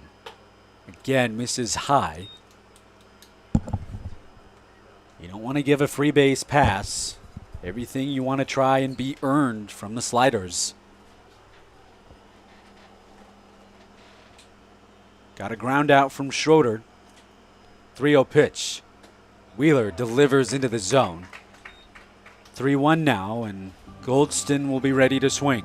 And there's a little bit less velocity on that one that found the outside corner. Maybe he needs to tick that down a little bit to find this control. Hitter's count. Will miss high again over the glove of Andrevitt. And it's the base runner that Salina leaded. They have one aboard with 1 out, top of the 9th. And now this is a dangerous spot for Wheeler, who's already has multiple passed balls. If he does so here, he can risk the base runner traveling around the entire base path, especially with two more outs to spare. Gabe Jackson will come up in the 7-hole spot. He's 0 for 3. Sacrifice bunt, pop up, strikeout, and a line out. That line out was over to Hart. He made a good play on it. First pitch is inside as Jackson will lean away from it. It's 1-0. Wanted no part of being hit by that one.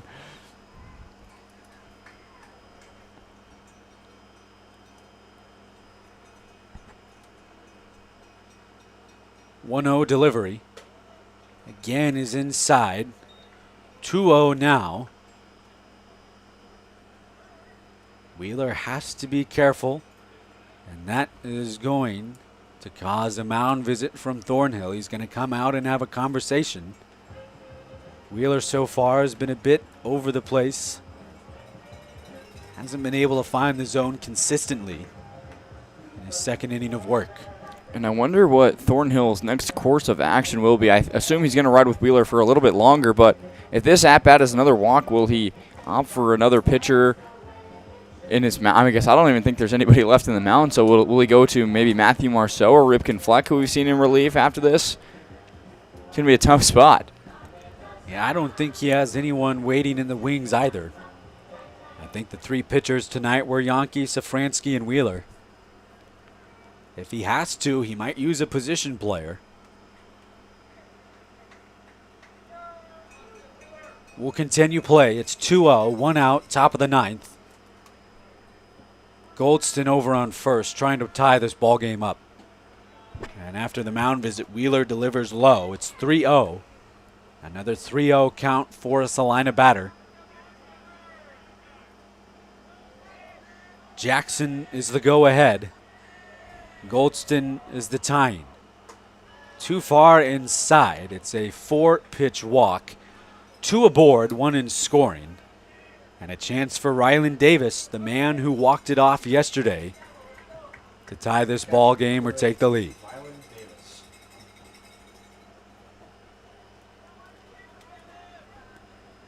Davis on the night is 0 for 3. Strikeout, walk, ground out, and a line out. Fresh at bat, and Wheeler delivers a fastball in the outside edge. It's 0-1.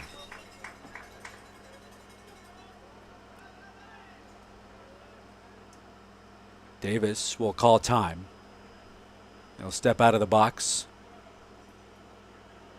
Now he'll come back in. On deck is Takamura, the 9-hole batter.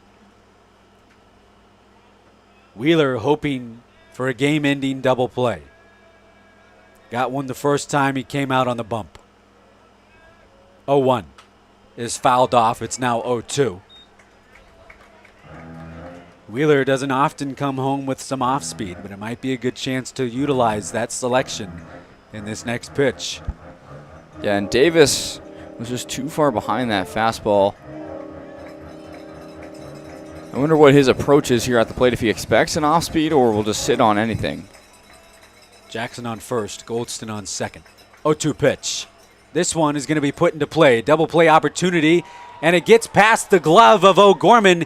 It's kicked away, and another error, the 5th of the night for Fremont, will bring home a Salina base runner. And again, the Moo just gifting Salina another run. It's a tie ball game at 10. Still 1 out. And the base runners advance to first and second. And that ball was grounded into the middle, or excuse me, yeah, the outer infield, but over near the lip between the grass and the dirt. I think O'Gorman misread the hop, and that's going to be costly for Fremont. It's now all knotted up. Davis on first, Jackson on second. Wheeler comes home, and that one is called as strike 1 to Takamura. It's been the theme of the night. A few errors have really cost Fremont a few runs, 4 to be exact. It's been the difference so far. 0-1 is going to be fouled back by Takamura. It's now 0-2. He had a chance to possibly get 2, at least for sure 1. Instead, there's still only 1 out, but it's another 0-2 count.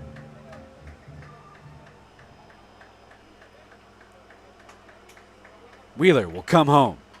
This one is softly put into play. Wheeler gets over to it. Is going to go over to first base. He gets out number 2, but Takamura moves both base runners over to second and third. This is a dangerous spot for Fremont.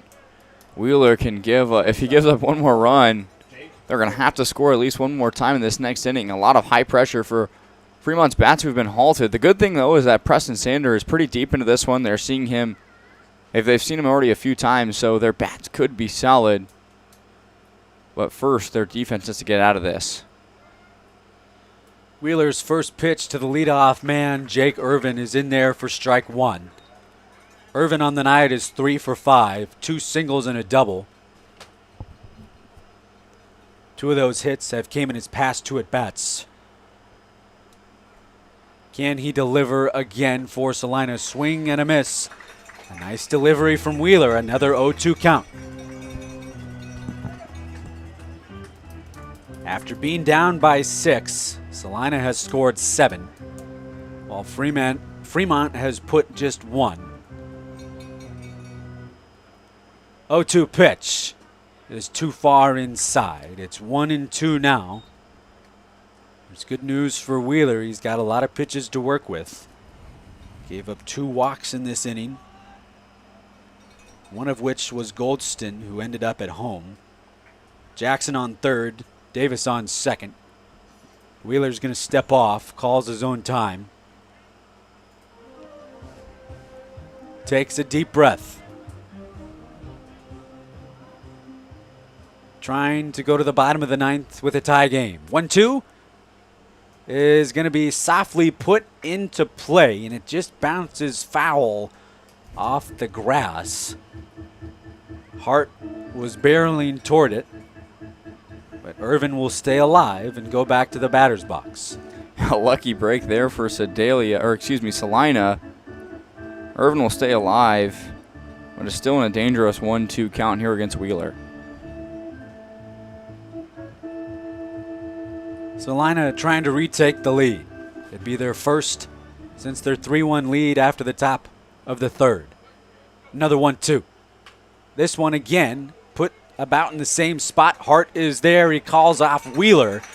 Wheeler gets out of it, but 1 run does come home for Salina courtesy of another error. Fremont's 5th of the night. We go to the bottom of the 9th, tied at 10.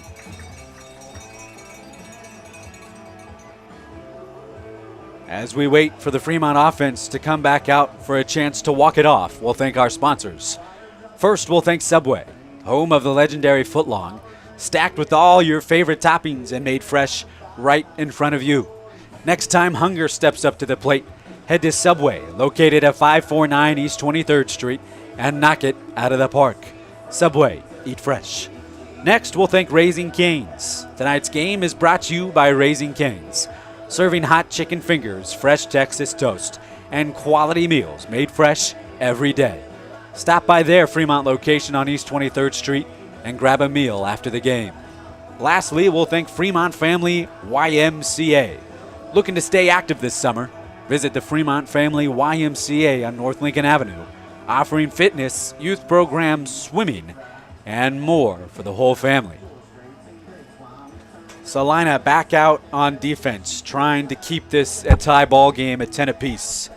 It's been a back and forth affair all night. Fremont started it off with a 1-run bottom of the 1st. Salina was able to fight back. They put 3 runs in the next 2 frames. Fremont tied it in the bottom of the 3rd, 3-3.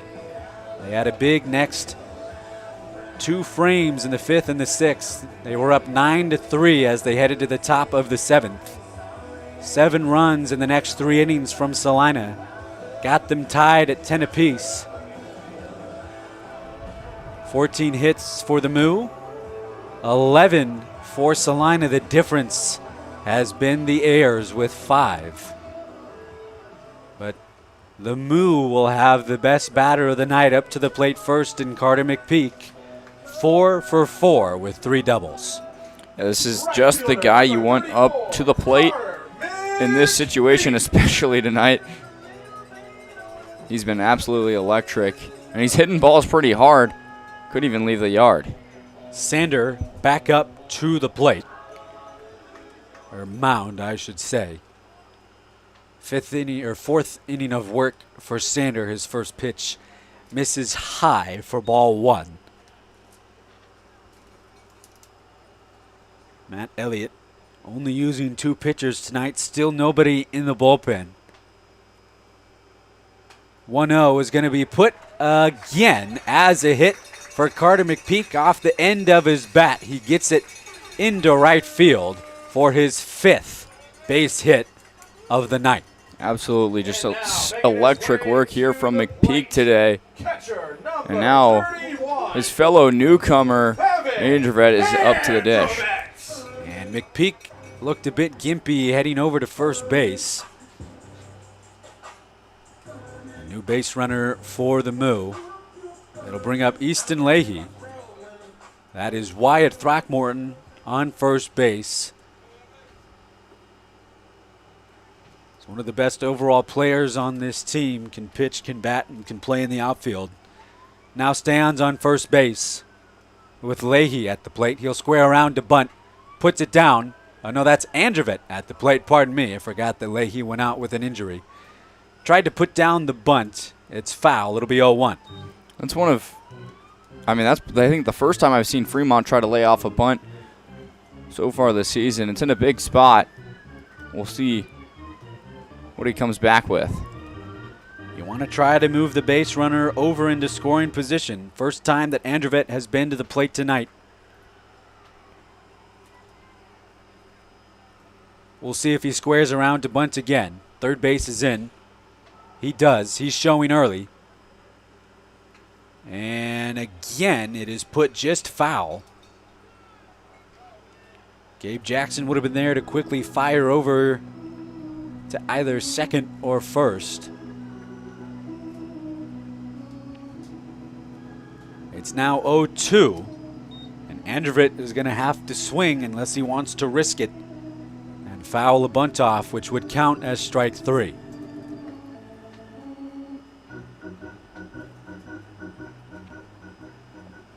Lefty on righty matchup, Throckmorton on first. 0-2, Sander will pick off, Throckmorton will slide back safe.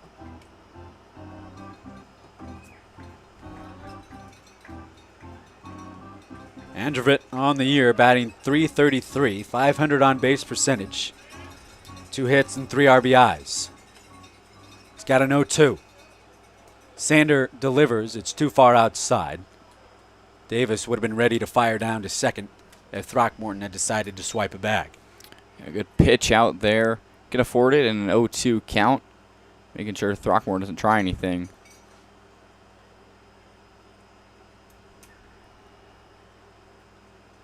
One-two. Andrevet again leaves outside, and he's fighting back in this count. Wasn't able to swing at the first 2 pitches, which were strikes. He had to try and bunt him down to move Throckmorton over. But after both were foul, he's got to swing. 2-2 for Andrevet. The pitch from Sander. He'll just get a piece of it. Would have been out of the zone. He does a good job to make contact and stay swinging. Yeah, barely touched that one. Thought that might have been a strikeout on the pitch out and up. But he'll stay alive in a big spot.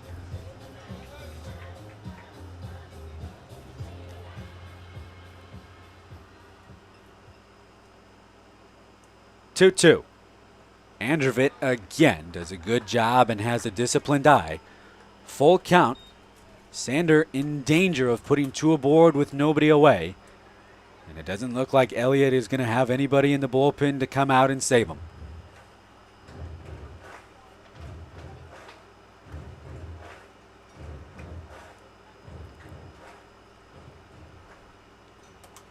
Payoff pitch is in the zone. This one is cracked hard down the right field line. Does it stay fair?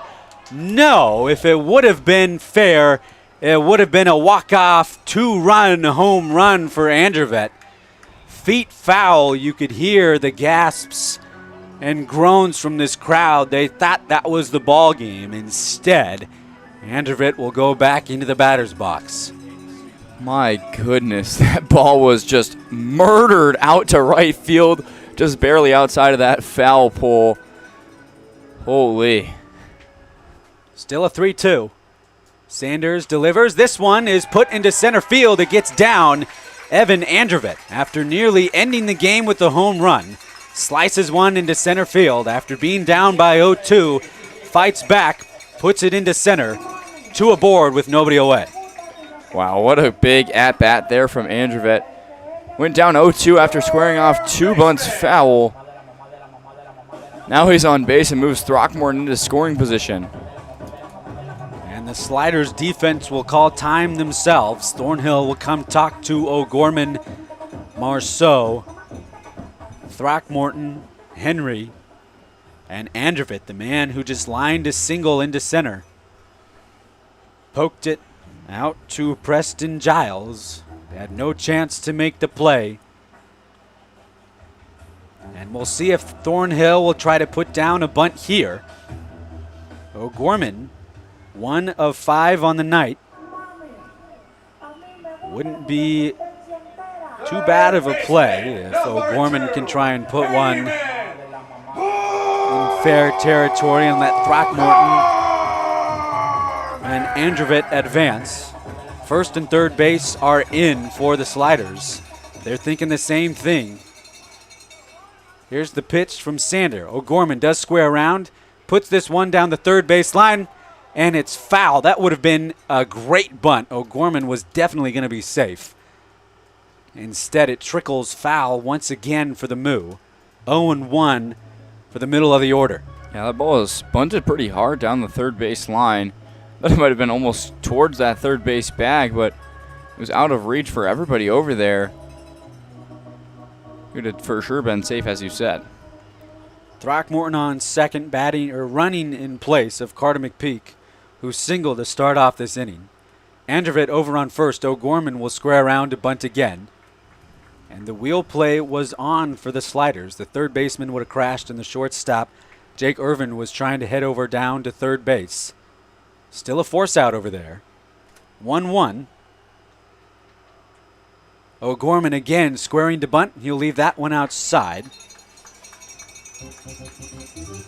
2-1 for Fremont's 5-hole batter.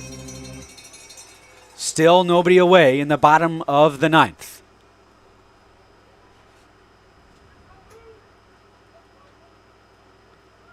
Squares around again. That one is left high. And a good eye by O'Gorman. First pitch he tried to put into play with a bunt. The last three have been out of the zone.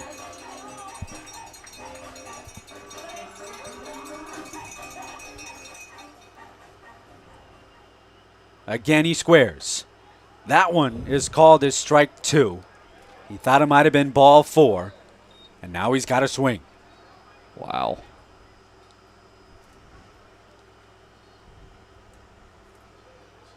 Payoff pitch. He delivers. O'Gorman sends this one into center field. It gets down in front of Giles. Thornhill is sending Throckmorton home. Here's the throw. He is safe. It's a walk-off single from Eamon O'Gorman. Fremont takes this game 11-10 off of 17 base hits. And they move back into third. 14-15 on the year. Heartbreak for Salina. Elation for the home side. What a ball game here in Fremont, my goodness. Great piece of hitting there by Eamon O'Gorman, and what an at-bat. Two great at-bats from both Andrevitt and O'Gorman. Two full-count pitches, both were sent into center field. The throw from Giles was a little bit off the mark, and Throckmorton slid home safe. 3 consecutive singles to end the game. McPeak, Andrevitt, and O'Gorman do their job and put Fremont back ahead of Salina. Wow, what a start to this 6 games in a row we have between these two squads. We have another doubleheader tomorrow, and I am so excited for another edition of this matchup. A great night between these two teams. It always seems to end in dramatics. Fremont was down early 3-1. They looked like they were going to take this game 9-3 after their bats woke up in the 5th inning. And slowly Salina got back into the game. They tied it up off of an error by Eamon O'Gorman in the 9th. And then he comes back and makes up for that with an RBI walk-off single. It'll be a doubleheader tomorrow night between these two sides. A chance for Fremont to move back above 500 and gain some ground on both Grand Island and Sedalia. It's been a great night of baseball. Thanks for joining us. Ben Prescott Deckinger joined alongside Baylor Dajan. We'll see you here tomorrow for the doubleheader. Yay.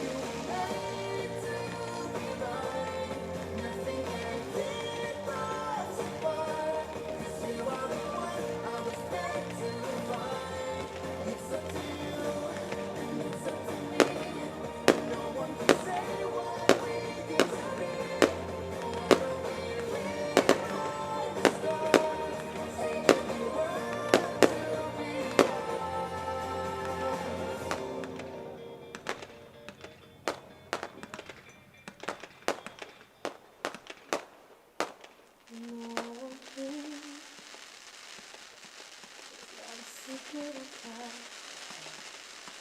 but I can't have you. We're bound to break